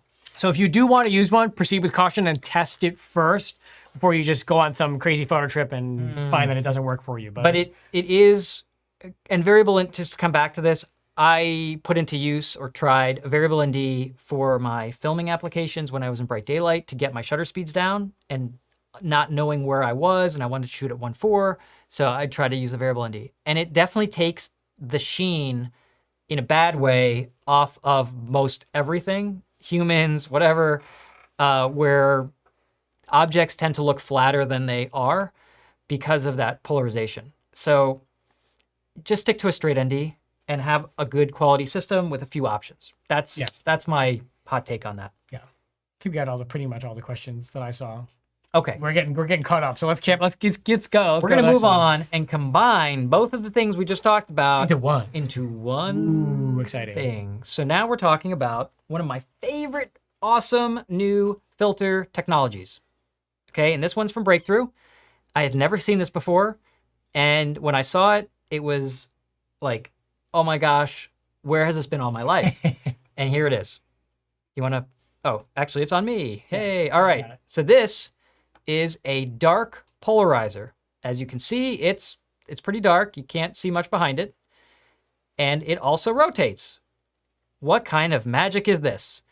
So this is a dark polarizer which combines which combines a circular polarizer that's adjustable, as you can see here, if I grab it in the right place, okay, which is rotatable to adjust the polarization effect. And it's also an ND filter. So remember we talked about, it's available in 3-stop and 6-stop. This one is a 6-stop, which I tend to find the most useful for landscape photography. I often find myself using this exact combination, a circular polarizer and a 6-stop ND stacked for shooting pretty much every waterfall ever. This is like the waterfall filter. This is the waterfall filter for me right here. That's awesome. So I love it. And if I need a little bit of extra juice, I think that's the 10. No, that's the 10. I can stack these, and now I actually 16. Or I would take my 6-stop solid and just put it on here for 12. That's the other thing to talk about that we didn't mention about ND filters is because of math, they're additive. So if you take a 4 and a 6-stop, it's 10. If you take a 6 and a 6, it's 12. A 10 and a 6 is 16. Yeah. They're expensive. Oh, they're not that expensive, actually, but so I don't want to break them anyway. They're additive, and the reason that it's 16x on that box, it's kind of confusing. There's a few different filter factor numbers that get thrown around. So Leica is using 16x, and the reason is it's 1/4 the amount of light, which is 4 stops, right? Or no, 1/16 the amount of light because it's 4 stops. Right. In other words, 1 stop is half, 2 stops is 1/4, 3 stops is 1/8, 4 stops is 1/16. Oh, math is so hard. Math is so hard. Let's just go shopping and Yes, shoot. right. So ND filters are additive if you add the f-stop number, and they're logarithmic if you actually are looking at the amount of light. Correct. Now we're diving down that rabbit hole. We're not going to So, dive down. So that's good. That's a dark polarizer. We got to keep going though because we're like I love the dark we're getting polarizer. behind. So let's go to because all that's left is color. Right? Did we miss anything? The night Black sky. and white. Night sky? Do you want to talk about night sky, and then we'll dive because I really want to spend some time on color. So. Sure. Do we have one for the night sky? Nope. No. We don't. Well, we can just talk about it. We're going to talk about it. Yeah. Did I miss anything, Jose? We Oh, just yeah. need the black and white. And grads. Actually, Oh, we haven't talked about grads either. before I talk about that. Goodness, see what I mean? We're so behind. Why don't we hold off on night sky for now? Yeah. Although someone just asked us to, but Let's talk about grads. let's talk just for about a second. grads first because they're still NDs. Yeah. Okay. Now, We're doing great. Like I said, we're rusty. this is a dirty grad. Turn it on that side. I don't know where I'm in. There we go. Okay, let's take a look at that. Now, because it's a high quality filter, you'll notice that there's no change in image. There's a little invisible line there. But watch what happens as I raise my hand up. You'll notice that there's a dark section of this filter, and there's a light section of this filter, or I should say an uncorrected section. This area down here is optically clear, same as you'd have with a UV filter. As we go up, it's graduated into a darker area, which is what the filter is rated. This particular one, as you can see, is a 3-stop soft grad. They're conveniently labeled. This is a breakthrough filter. It's glass, made of shot German optical glass, very high quality. And what we're trying to do is apply the ND effect only to one section of our image. And why is it a rectangle when our frame is not this? I'm going to get to that in a second, but they are rectangular. This is 4 inches by, I think about around 6 inches or 5.5 inches, depending on the filter brand. They're available in the soft grad here, also hard, where this would be basically It's a harsher transition, or faster transition from solid to clear. more abrupt instead of this gradation here. Yep. And then the other one I have is kind of a unique filter. It's a bit of a unitasker. I'll just show you what it says here. This is a 3-stop reverse hard. This isn't as flexible, but it is really neat. And it shows you what the hard edge looks like, which is here. Okay, so you can see that it transitions very quickly from light to dark, and then it gets light again, soft. It's super strange, right? This one is very, very specific use case. This is basically specifically designed for shooting sunrises or sunsets where the sun is going to be right here above the horizon, but you don't want to darken the darkening sky at sunrise or sunset. So it allows you to darken just the horizon line and then feather off into the sky. This is highly, highly specific. You have to really have the correct scene for this, and it's good for about 2 to 5 minutes. And then you take this out and you use another filter. But it does the job really well. But it's amazing because it's really hard to shoot this in a bracketed sequence because the sun is usually moving very, very quickly down. Once it goes from here to here, that takes mere seconds. I think there was like some TV commercial for Reese's or something, like going, gone. Well, that's what it feels like. So this is very cool. You can come back to me and I'm going to show you why they are rectangular. So in order to use those filters, you need a filter holder. And maybe we get a close up on that again. Sorry. Okay. This is a breakthrough filter holder. This particular one actually has, you undo this part and you undo that little snap and then your ring comes out. These rings are available in different sizes to fit different lenses. And I'm going to have Josh put this on the camera. So I'm going to hand this over to him as I explain the rest of this. So you'll notice that there's 2 narrow slots right here. These are designed to slide filters into them. Okay. Thank you. There's a bit of tension. That's normal. Okay, and the idea here is that this is in front of your lens, and as you see, as I slide it down, I'm able to move where that effect is. And of course, the filter holder rotates 360 degrees as well. So you may not always want to use this in a sky. I often will use this for the white spray in a waterfall and flip it over like this so that the upper part of the waterfall, which is in shadow, is properly exposed, and the brighter section of the foamy Did we both get new eyeglasses before this episode started? Yes. Someone just commented like, All right. yeah. So let me hand this over. Let me actually show how this works in real time. In practice. It's a little bit hard to get. Nice glasses. That's what I'm saying. Like we actually both have. Well, funny story. I'm not going to tell the story. I'm just going to tease you. I ended up having to get these in Iceland, and they are. Yes, there is a story behind that. For another day. Go to the day. workshop next time, then you can. So I'm going to show. We can switch over to the live view. Let me focus here.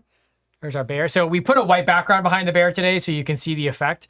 What I'm going to do is I'm going to start to slide the filter. First, I'm actually going to go to manual mode, so it doesn't start changing the exposure on me here. Bear with me here. Yeah, manual is ideal here.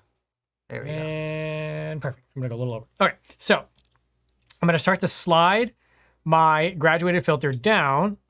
Two hands. There we go. And you'll see how the background starts to get darker. Hopefully you guys can tell. I'm going to bring it back up again. I'm going to go down. Now I'm like almost covering most of the frame, but you can see the gradation on the white background. Why don't you try the hard one, because that's going to be easier to see. Is it? You gave me the soft edge. Let's try. I gave you the soft edge. Let's try the hard edge. Here we go. The soft is good because it doesn't leave an abrupt, transition. There we go. That's much easier to see. So you can just imagine that the table is like the horizon line at a beach. And you're trying to get and you can see the difference now, dramatic difference in exposure. I can now bring the exposure down. Expose for, there we go, hold on. A little bit less. I can expose for the brightest part of the image if it was the bottom, which would normally it's the other way around. And one thing David and I were speaking about is in the old days, like a 2-stop soft or hard edge grad would do it. But as the digital cameras have increased their dynamic range significantly over the last 10 or 15 years, we're now using 3 and 4-stop graduated filters because the camera inherently can capture a much higher dynamic range scene without help. So using a graduated filter like this, you can think of it almost as like in-camera HDR. But of course, if you're photographing something that's moving, whether that's moving clouds or water or animals or people or trees or whatever, it's a heck of a lot easier to get that nailed in one shot versus having to combine multiple shots where things are moving around. It also allows you to get a picture in your camera that's as close to what the final picture is going to look like and allow you to compose and focus and expose all the things you want to do for the final image, as opposed to doing 10 bracketed shots or 5 bracketed shots and combining them later and hoping you got it. So the graduated filter, especially in the era of digital with live view for landscape, is incredible. And you can see it's not very complicated. David kind of glossed over this a little bit, but there's really just 3 components. There's the filter ring, or filter holder ring, which is size specific to the thread size of your lens. That interfaces between the filter holder and the lens itself. So you've got your filter adapter ring, is what it's called. Filter adapter ring. You've got the holder, which is what holds 2 of these glass filters. Let me take that off there, and and then you've got the filters themselves. So 3 components that you need bring it back here to use the setup. You can show maybe the close-up there. Yeah, now I also want to show another component, kind of bringing it back home, right? So why are there 2 slots? Generally, you're not putting 2 grads together. You're going to use 1 grad, and you're going to use an ND. Okay, you don't have the close-up yet. Here we go. All right, so there's 2 slots. We always want to make sure that we're putting whatever filter we're using into the close spot by the lens, not further away because we don't want light bleed. But you can take an ND filter, and you see Breakthrough also is pretty nice. They put this little foam on the back to prevent light bleed. I saw there was a question about that earlier. This prevents light bleed. So now, let me just line this up. Okay. So now I can slide my fixed ND in here. There we go. And they're independent. So I can now slide my grad through to correct, and I've got that. And because some cameras don't do as well with seeing through that much ND, what's really neat is this little quick release. So I can just pull this up, pull this right off the front, do all my composing through the lens, and then pop it back on when I'm ready to take my shot, and these stay in place. Let me answer Jim's question really quick. Is it best to use manual exposure with grad filters? I would say generally yes. If not always. Spot metering or exposure compensation. Because the camera, you want to make sure the camera is exposing for the part of the image that you want to be properly exposed, because it's still taking a meter reading of the whole sensor. Well, theoretically, yes. If you're using it to balance a high contrast scene where you can't get the highlights and the shadows in the same shot, and if you're lining up the grad appropriately and the camera's using the entire image to meter, technically speaking, it should actually do better at auto metering that than a higher contrast scene. I just suggest for people who are learning or new to grad filters to stick with manual mode, because you want to have a clear understanding of where in the image you're exposing for and how the filter is contributing to that exposure being correct. So it's not just about throwing in an auto and going, it's about understanding what you're effectively doing is increasing the camera's dynamic range. Yes. Or decreasing the dynamic range of the scene. Correct. In one single exposure. It's super, super, super handy for any kind of photography that has a bright sky and a dark foreground, or a bright foreground and a dark sky, or a teddy bear on a table, whatever you're doing. Any suggestions of ND that won't vignette on the Noctilux 1.2? Well, I haven't tried one on the original Noctilux 1.2. But it vignettes anyway. But yeah, the Noctilux 1.2 vignettes so much on its own that I would not have an issue using a 49. On the new one, just use a 49 breakthrough ND, and you'd be fine. Yeah. Okay. I mean, that's part of the character of the lens. I feel like this is a convenient time to interject this. Yes. There is a difference in the quality of some of these square filter systems. Traditionally, this is where things started, and we should give credit where it's due. The first square filters, the first grad filters, were made of this, which is optical resin. They work, kind of. They're a bit old school, but they're still available on the market. I actually bought these. I'm not going to show the brand. I actually bought these brand new, like 2 days ago, just to show you why I don't use resin filters anymore, and I only use optical glass filters. So let's take a look at close up here. Hopefully you can capture that. Maybe. Hard to see. Maybe, I don't know. But the thing is, and not in our studio. We're here in Florida, which is pretty humid, even indoors. I mean, it's really humid. But in a dry climate, I have shot with resin filters in a windy, dry mountain climate, and just putting them back into the fabric case, they pick up all sorts of lint and dust. And then I go to clean them. Oh, ooh, I can actually hear that. Sound is like you can't hear that. Nails on a chalkboard. And let's clean it. And the thing is, I'd clean it and clean it like I would a lens. And I don't know if you can see it, but basically it doesn't take much. Doing normal cleaning, the surface scratches. And you end up with these scuffs in the surface and smudges and whatnot, and then more dust. And it's just an impossible cycle with the resin filters. And they're just not that durable. I'm not a fan. Yeah, we got to get the color filters because we're not almost out of time, but we will be by the time we get the color filters. So let's just... On the other hand... Okay, why are you still talking about these? I'm just saying, this is glass, and I can clean it. It's better. We can come back to it, I promise. We have to get the color filters. Perfect. We have to get the color filters. We have to do it. We'll come... I know there's more questions. Color filters part 2. We'll come back. No. I will be there for that one. Yeah. Let's talk about color filters for black and white photography. Go. Jose, slide, please. I'm in filters? What? Filters? Color filters for black and white. Color filters. I think you're thinking Yeah, of what I'm saying. BW. Yeah, grab the filter. There you go. This is a color filter for black and white. Hooray! So these are filters not designed for color photography. Don't use these on a color camera. Your white balance will just cancel it out. It's unnecessary, and it will add nothing to your image. If you want to make all your pictures orange, do so in white balance. Okay, these are designed for black and white because different colors register as different tones on a monochrome or black and white picture. Simple as that. And this is true for black and white film as it is for digital black and white. The most common are going to be orange, like I have here. Green, like I also have here. Yellow is right here. Okay. And those are the three most common. And then you'll also see somewhere on the table a dark red, which I can't find at the moment. There's so many filters on the table. I don't know what happened. I promise you. Everybody knows what red looks like. There's a red. Okay. You know what red looks like. Okay. Let's come back here. Don't mind me. Now, we're going to do a little experiment. While Josh is setting that up, I just want to grab this here. What? Yep. And you'll notice that I have my Q2 monochrome here with, shocker, there you go. Want to get a close-up of that.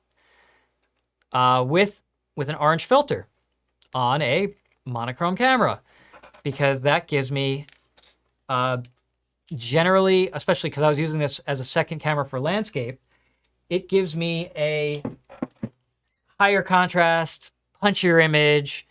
I have darker skies, whiter clouds. At least the clouds are just as white, but the sky is darker, so they look puffier and whiter. And just more overall contrast in the image, especially for landscape when I'm shooting blue skies and green grass. Josh. So What do we're you got going to going? try this out.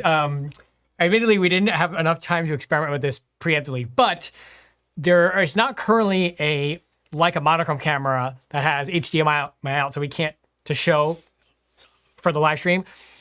But I'm reasonably sure that the SL2 in black and white mode, which is black and white JPEG, will still have the effect of, well, we're still react to color filters. We're going to find out right now. So I have a 50 Apo M. Here's a green. Here's a green. Let's give me a 39 green. And here's an orange up next. Ungainly here, but let me see if I can do this without looking at the front. The struggle. The struggle is so real right now. This is definitely going to make it onto the bloopers reel at some point. Nope. Never happening. Come on.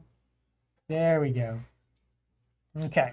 So I'm putting a 39 millimeter Leica green filter on my 50 Apo here. Oh, I do have to address this because I did not abuse this camera. Mm-hmm. Kavon says, what happened to the lens shade, David, on the Q2 monochrome?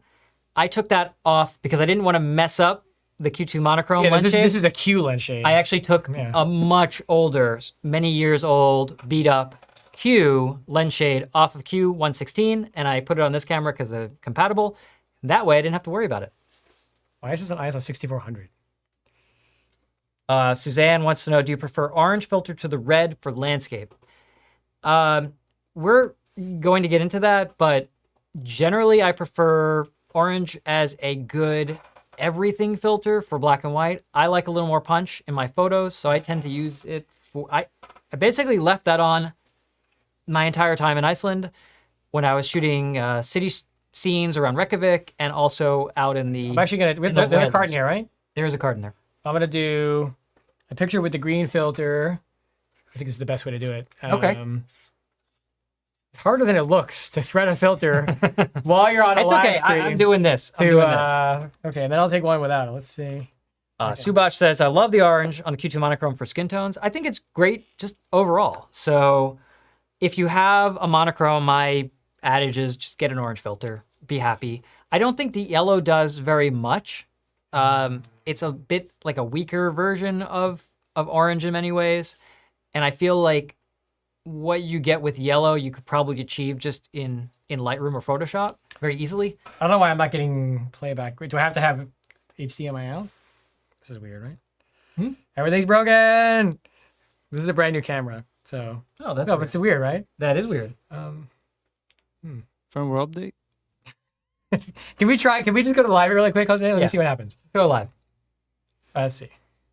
Okay, Okay, there we go. it's playing back right over HDMI, not on the screen. Right. Let's see if we can Well, see a that's difference. very crisp. Let's see if we can see a difference here. I don't actually know. What color are those crayons, Josh? I don't know. Okay, flip back and forth now. Yeah, That's a good one. right there. Let's see. Okay, yeah, there you can see a difference. So, green filter, no green filter. So it actually is dark. Of course, without a color reference, it's hard to actually see. But What about orange? Did you do orange? I haven't tried it orange yet. Okay, hold on. Well, why don't you, okay, so you took without.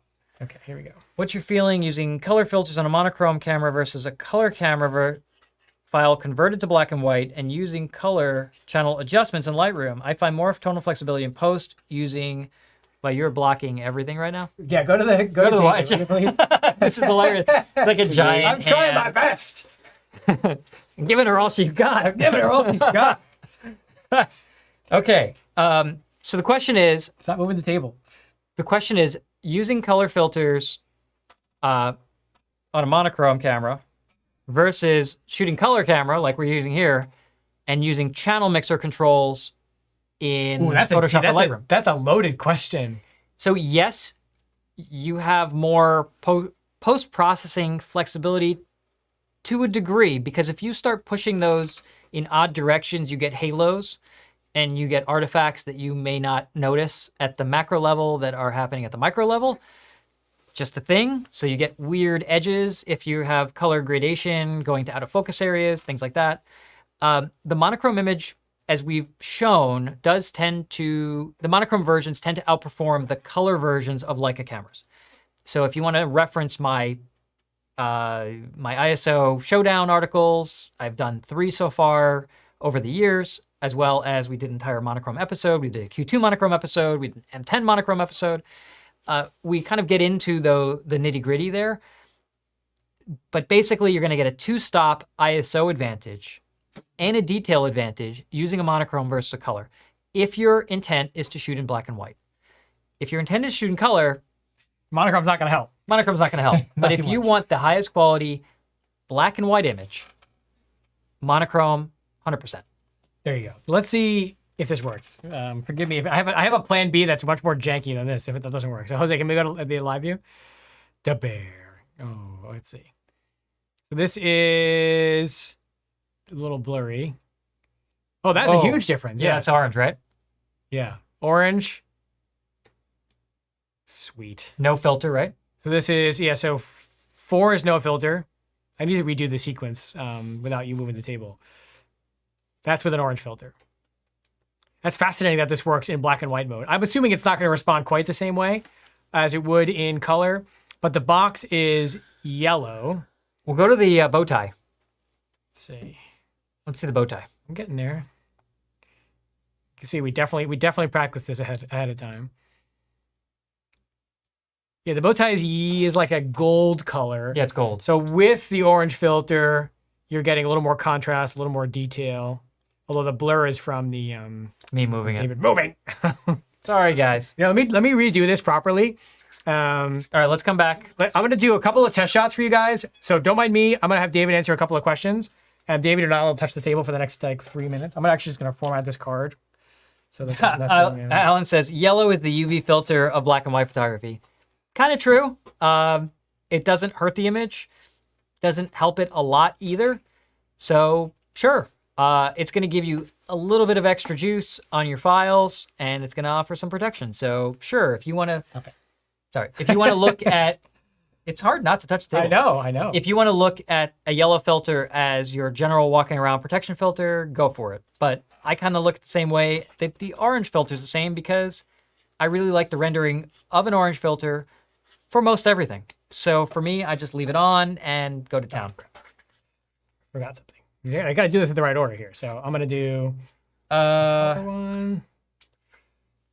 Then I'm going to do one black and white. So okay. What do we got? Oh, I see. Vadim says, one of the images is what you shot. The other is how you massaged it to how you want it to be. They really aren't comparable. I think he's referring to shooting in camera versus shooting in post-processing. I think they're both acceptable results. It's how you feel comfortable in achieving what you're envisioning you want. Because even with the color filter on black and white, I'm still applying, a bit of tonal adjustment in post-processing. Not color channel adjustment, but just general tonal adjustment. I'm bringing down my shadows, I'm bringing up my highlights, a little S-curve, little contrast, bumping down the highlights, things like that, and trying to enhance mid-tone contrast. Cool. But that's just me. We don't have a red 39, do we? Or a yellow? No, we do. We have a yellow. 39? 39? I feel like we're missing out on some sizes here. No. Okay, But that's fine. there was a red somewhere on the table, but you can just hold the yellow in front. I was just hungry. I ate it. Did you eat it? I ate it. You make it sound so easy. Thank you. Well, I actually can't. You got to try harder. As you can see, we try to hold this barely larger filter. Barely larger. Oh, it's fine. I believe in you, Josh. You shouldn't. I shouldn't. Okay. Wait, is this a red? That's all right. We got. No. Let's go to the live view, Jose, if we could. There we go. So okay, now we did it right. So we've got color, we've got black and white, no filter, and then.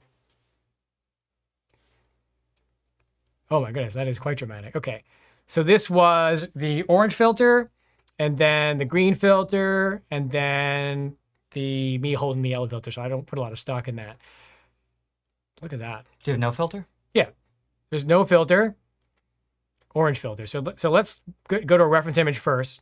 So we've got, let me zoom in on this here. We'll go to the crayons. Zoom out a little bit. Oop, wrong one. Okay. So we can see the box is yellow and then Writing's blue. and the writing is blue. So there is no filter.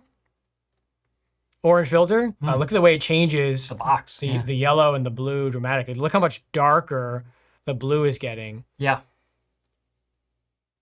Here, the green filter is not really affecting the blue that much, darkening it a little bit. Look at the bear, which is like a dark brown. That's getting quite a bit darker with the green filter.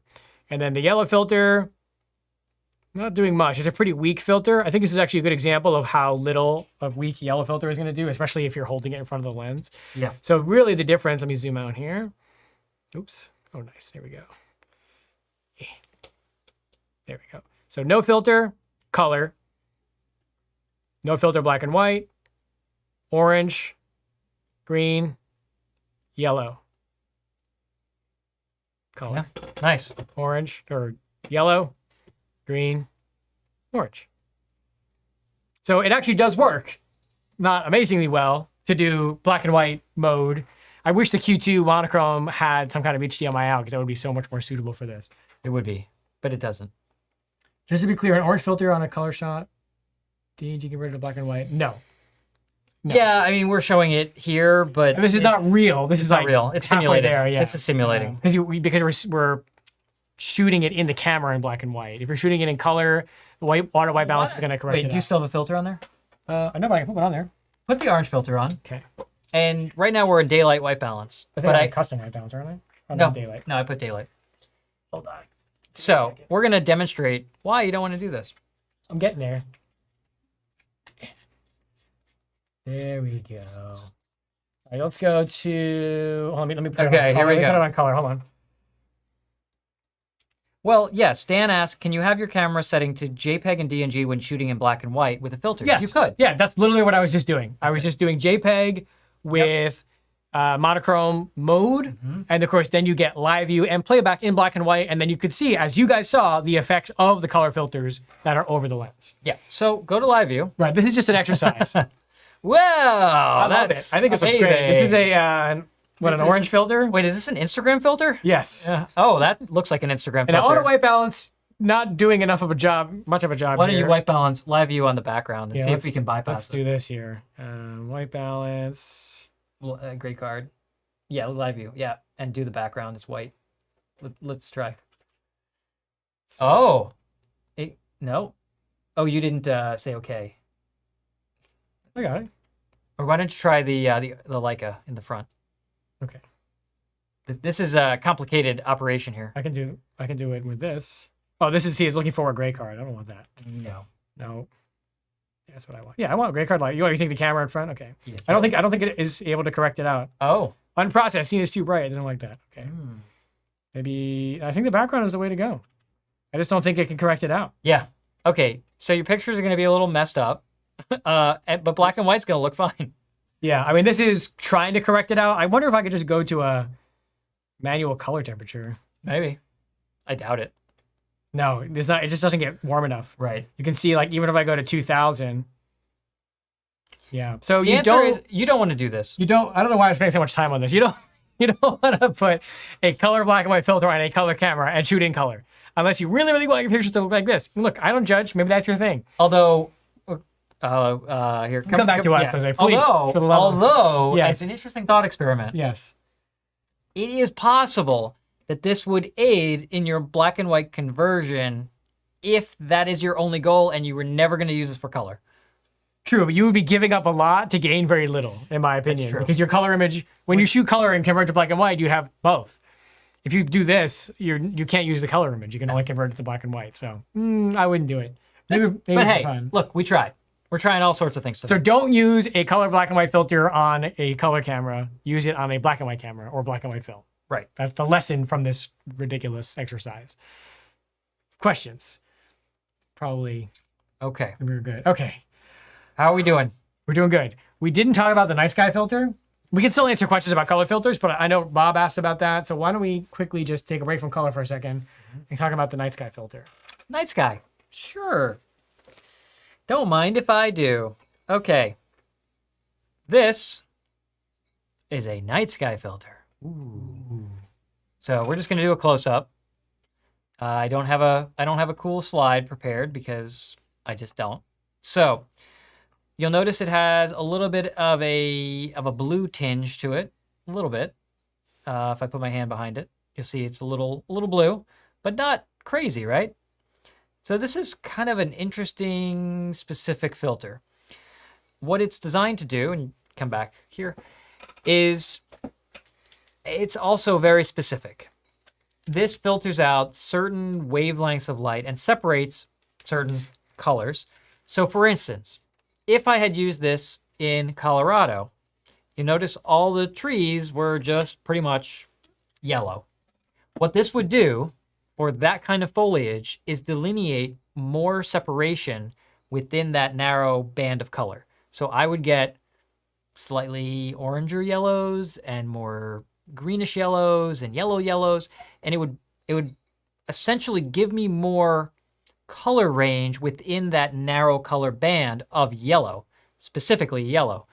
The guys at Breakthrough are in Colorado and actually sent me a picture taken through a phone of Colorado fall foliage, phone through this. And it is incredible. Of course, it was texted to me. I can't just bring it up right now on the computer. But it was incredible to see how much more shades of yellow there were in the fall foliage. So I definitely plan on using this next month in Colorado. I'm excited to put it into practice for that application. What it is also more commonly used for is to eliminate the orange haze from city lights and things like that. Right, light pollution. This filter is primarily designed for night sky photography where you can't completely get away. Yeah. So you have some light pollution. This will help minimize that. Actually, I've seen some examples where it's pretty dramatic. It is. So if you're doing a lot of night sky photography in situations where you can't get to the middle of nowhere, this is very helpful. Astrophotography, Milky Way photography. Exactly. Northern Lights photography. Super cool. Very cool. But again, very specific scenarios. Now, this is another question that comes up, and I think it's worth addressing. Why do I carry all of these filters and things I have? I've got solid, square filters. I've got round filters. I've got 6, 10, 15 stop, night sky, regular polarizer, dark polarizer. Do I really need all those filters to do what I'm doing? Well, you really don't need anything, but I think we talked about this a little bit earlier, is about preparation. And I guess it was 2 episodes ago. I don't remember. We did the keeping it simple. We did. This is kind of the opposite of that. So that was the last one. Was that the last one? Yeah. I guess next will be Ask Us Anything, or we're getting close to that. Yep. So David, number one, has the benefit of experience. So when he goes to a landscape photo adventure, he is well aware of the scenarios he's going to encounter. And he's also well aware of the fact that he doesn't want to spend forever doing HDRs and merges and blah, blah, blah. He wants to get out of camera images that are as malleable and editable as a single image as possible, as opposed to having a large sequence of images. So I do that also, but it's a combination. His filter kit is not designed to be excessive, even though it may look like it. It's actually designed to be scenario based. So he knows the scenarios he's going to be encountering, or the concepts or the creative objectives that he has, and he's working backwards from there to build out his filter kit. For street shooting, we're talking a little bit different. Yeah. But this is really for landscape or like really intense photography where you're encountering changing light, reflective surfaces, your tripod mounted especially. Yeah, and here's, I'm going to give credit. This is actually Matt's idea. If Matt's watching, I'm going to just give you full credit. Oh, this is a good analogy. I like this one. love this analogy because I was explaining, because here's the thing. He said, oh, so when you went to Iceland, you took pictures with all the filters so you could show it on this episode, right? I said, we thought about it. We talked about it ahead of time. we did. A couple weeks ago, I was like, I'm bringing all the filters. I'm going to get samples. And the reality is I didn't. I used the filters that I needed to use for the scenarios that I was shooting under those specific lighting conditions. We kept having to explain this away, but we had unseasonably warm and dry, pleasant weather in Iceland. It was the warmest and driest we've ever been there. It was absurd. I mean, it was in a nice way, but after telling everyone to bring all this wet weather gear and all this stuff, it's like, oh, come on, guys.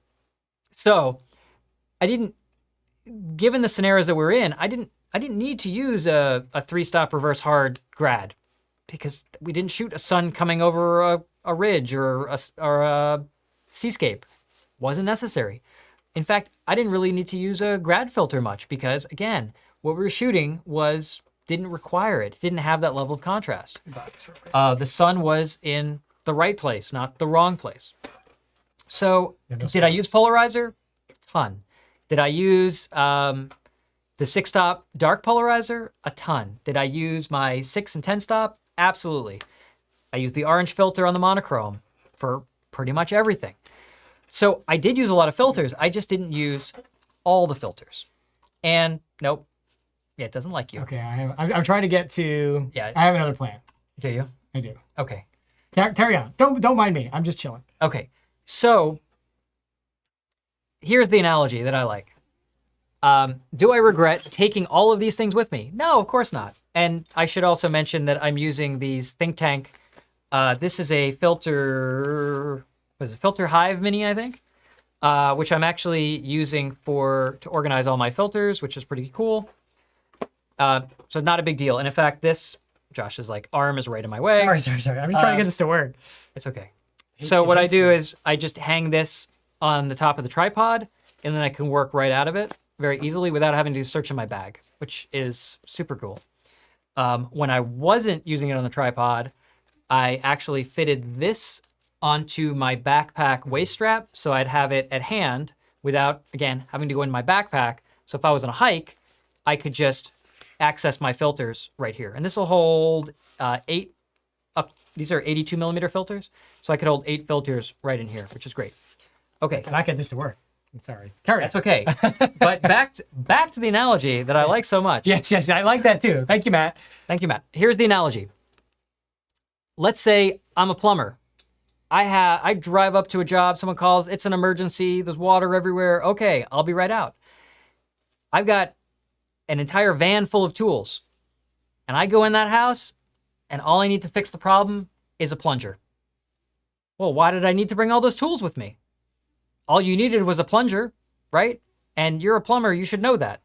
No, I know that if I went in that house and there was a burst water main, I needed to go back to my truck to get a wrench this big, a pipe wrench, to clamp that thing down. And I needed that tool in the van at hand to make sure that I had what was necessary to attack that job. I'm bringing grads. This is the van. This is the plumber van right here. This is the van. This whole table is the plumber van. Okay? I need to make sure that I have all the tools at the ready when that scenario comes up for that perfect image, that I am ready to shoot that and I have all the tools available, even if, truthfully, 90% of the time, I don't use most of them. I'm using only the most common. Now, for most people, I'd say just get the most common.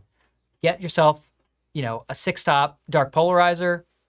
Awesome. Get a regular polarizer when you don't want to knock your exposure down. and get a 10-stop ND. And you know what? You can cover almost any landscape scenario with that. But if you really want to be able to handle anything at a professional level, you kind of gotta build up your kit and be ready for those scenarios when they happen. Because they will. And the thing is, that's when you talk about landscape photography specifically, the proper filtration separates the good photos from the great photos. I mean, it's just that simple. I want to talk about cleaning really quick. Yeah. You got a great example. So keeping your filters clean is really, really important. These are not as durable as the front of your lenses. You can't just like go to town with them with a lens cloth and call it a day. You do have to be a little more careful, but you want to keep them clean so that you have the best light transmission and the highest quality image. So what's the trick when you get a stubborn spot or a stain or maybe a little bit of grease like that? Oh, no, don't do that. And a little sweaty. There you go. Oh, God. There you go. So That's painful. the first step is just like cleaning the front of your lens, where you take your blower bulb and you blow off any sort of surface, grit, or dust. You don't want to be rubbing that around. Now, the nose grease demo, if you will, I got from the founder of iLead. Yeah. And he makes a product that I've talked about before. You should get a close-up of this one, though. Oh, Look how yeah. nasty this Let's see filter if we is. can show. Why did you do an IRND? Oh, That's the one I had handy. okay. I don't know if you can actually see how You, gross I it is. can. I can from here. Let's see. No, catch the light. There you go. Oh, there you go. Nice. Look at that. It's super, super, super gross. Okay, so the founder of iLead makes this stuff here, which is this iLead optical cleaning solution, whatever. So what he did is he did that to the filter. He like got it all ruined. He then grabbed one of these, which is this dry, these come in these little pouches of like wet and dry cloth. So we grabbed the dry one, which I'll prepare. He then sprayed, there we go. He sprayed these stuff on the filter, took his, doing great, his dry Amazing. cloth, and then here we go, just kind of like, there we go. It's hard to do this while you're on camera, no pressure. No pressure. Here we go. I think I sprayed a little bit too much, although no, we got pretty good. I think you need one squirt would be good. I think I got it pretty good here. It kind of evaporates. So it's got a very quick evaporating time. And now, let's see. I can show you. Look at that. Wow. Clean, Spotless. clean. Spotless. And you saw how bad that was before and how haphazard a job I just did. So That stuff a works combination amazing. of the iLead cleaning solution and the dry wipe, these come in like the wet dry wipes package that we offer, is amazing for cleaning your filters safely. Again, I sprayed on a little bit too much in my Yeah, I zeal. smell it over here. It's just one squirt is fine. I'm getting a little buzzed. So you just need to blow it off. You get a bit of your, this is only if it's like really dirty. Obviously, if it's just got a little bit of dust or something, the blower bulb is going to be fine. But this will not hurt it. This is specially designed for optical surfaces. So thank you, iLead, for that. I don't know where the lid is. Oh, here it is. And this is a nice little handy size. You can just like toss in a bag and not worry about. Nice. Okay, making some trash here. Making some trash. What do you got to show us? No, I was just looking through. Oh, okay, ND. okay. There's another example of ND. Again, Pull up the computer. yeah, This is cool. pull up the computer. So here's an example of, where we use an ND. Anytime you want to show motion, this is half a second, and you can see that it's at sunrise. So there's definitely light here, but we want to slow that water down to get that motion, and it becomes pretty easy once you have the filter set. You just shoot, and you can shoot a variety of sequences. You never know which is going to be the winning shot, and clearly I don't either, because that's at 1 second, and that's at 0.8 seconds, and that's at half second. And why are they different and the same shot? Because it's getting brighter out.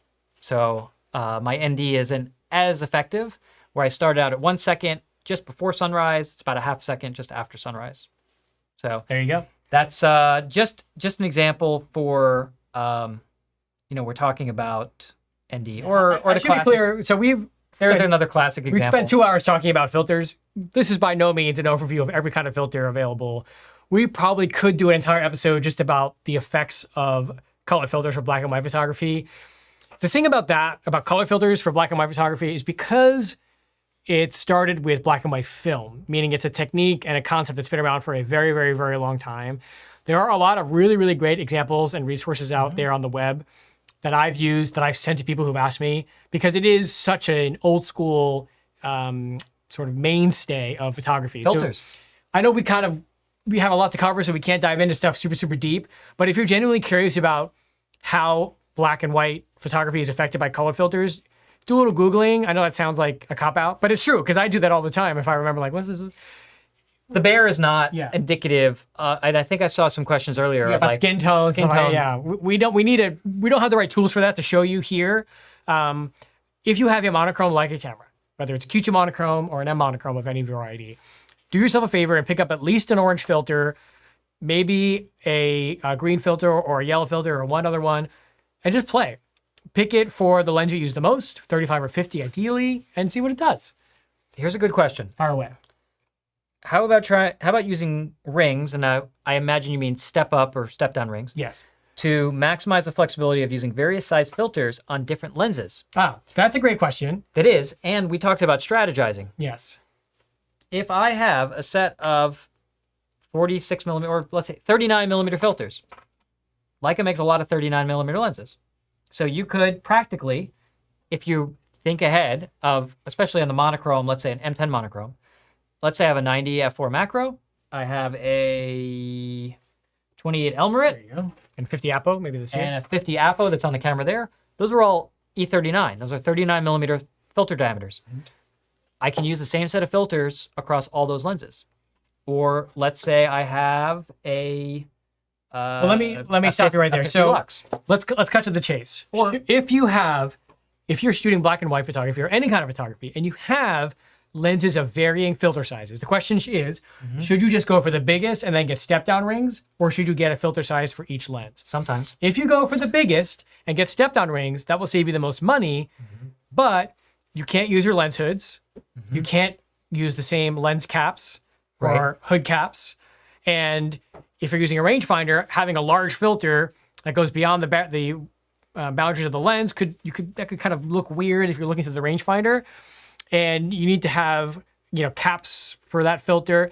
It's not ideal for rangefinder photography. I guess if you're using SL, I could see a situation where you have a 67 to 82 step up, and you have your 82 millimeter filter for your zooms and your 67 adapter. I could see that. But if you want to use hoods, if you don't want to have anything interrupting the rangefinder view, it gets a little bit ungainly, a little bit convoluted. So I generally don't do that. Just because it seems like a lot of trouble. I know some of the filters are kind of pricey, especially as you go larger, but I think as you go larger, it's easier to do that. But not if you want to use hoods, because as soon as you have a step up ring, you can't put the hood on anymore. So if you're using just for UV or color, and you want to use the hood for protection or for flare, you can't. So to me, that negates the benefit of saving a little money on the filter if the pictures are compromised or whatever. For polarizers, since you're not using the hood anyway, yeah, you could have an 82 polarizer for all your SL lenses and just step down rings. With M, the same, because you're using live view anyway, so you're not using the rangefinder. So I would say, I guess, for polarization, you could have the largest size and step down rings. For color or for UVs, no, I wouldn't do it. That's my summary on that.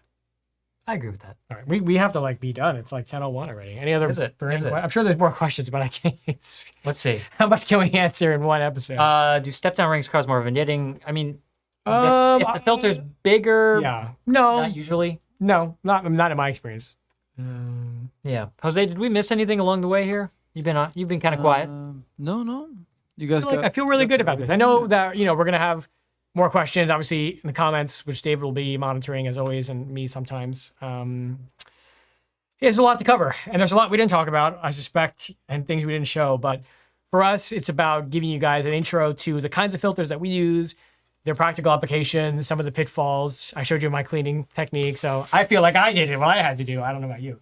You saw lots of fumbling. Oh wait. There was also the little filter plier things. Those are cool. I showed the wrench. I'm saying those are cool. Oh right, yeah. Between the filter wrench and the cleaning, he's done. We're You're done. I did my job. Wait, no caps? No obscure lens caps today, unfortunately not. But we did talk about the filter nest and the filter hive. Which we've shown on other episodes. We showed that on so we did talk about some of this stuff on the landscape photography episode. If you haven't watched that one, check it out, because that has a lot of similar concepts to this one. Yeah. These are, yeah, I really like these little think tank holders. They're awesome in practical terms. They're color coded for, I don't know if you can remember what color is what, but I think it's just cool. kind of cool. So why do I have this and this? Because these are 82 millimeter filters for the SL, and these are 49 millimeter filters for the Q2. So I also had solid ND and polarizer in addition to the orange filter. So it's good to have all the tools, right? All right. All right. let's So call it any Mickey. suggestion for filters like an M for landscape? The same thing applies. Well, you can't really use graduated filters on M lenses because no. their front elements are too small. But I would say polarizer, Yeah. ND. Solid ND for sure. Yeah, for sure. Oh, I think we can call it. I'm just looking. Yeah, there's all sorts of fun things. The other thing that I should mention is we sometimes see these old vintage filters that have no useful purpose on digital. That like color, like warming filters or cooling filters or things like that. You just don't need that because you can do that in post, or you can even do it in camera if you adjust your white balance. Not really necessary. Skylight filters, not really necessary. That was kind of a film thing. Yeah. So we tried to distill this down to what matters for current digital photography needs. We're well aware that there's analog photographers out there and very active in the community. The color filters apply as much to you for black and white as it does for everyone else, as does polarizers, as does ND. It's universal. That's film, that's digital. It's just exposure and physics.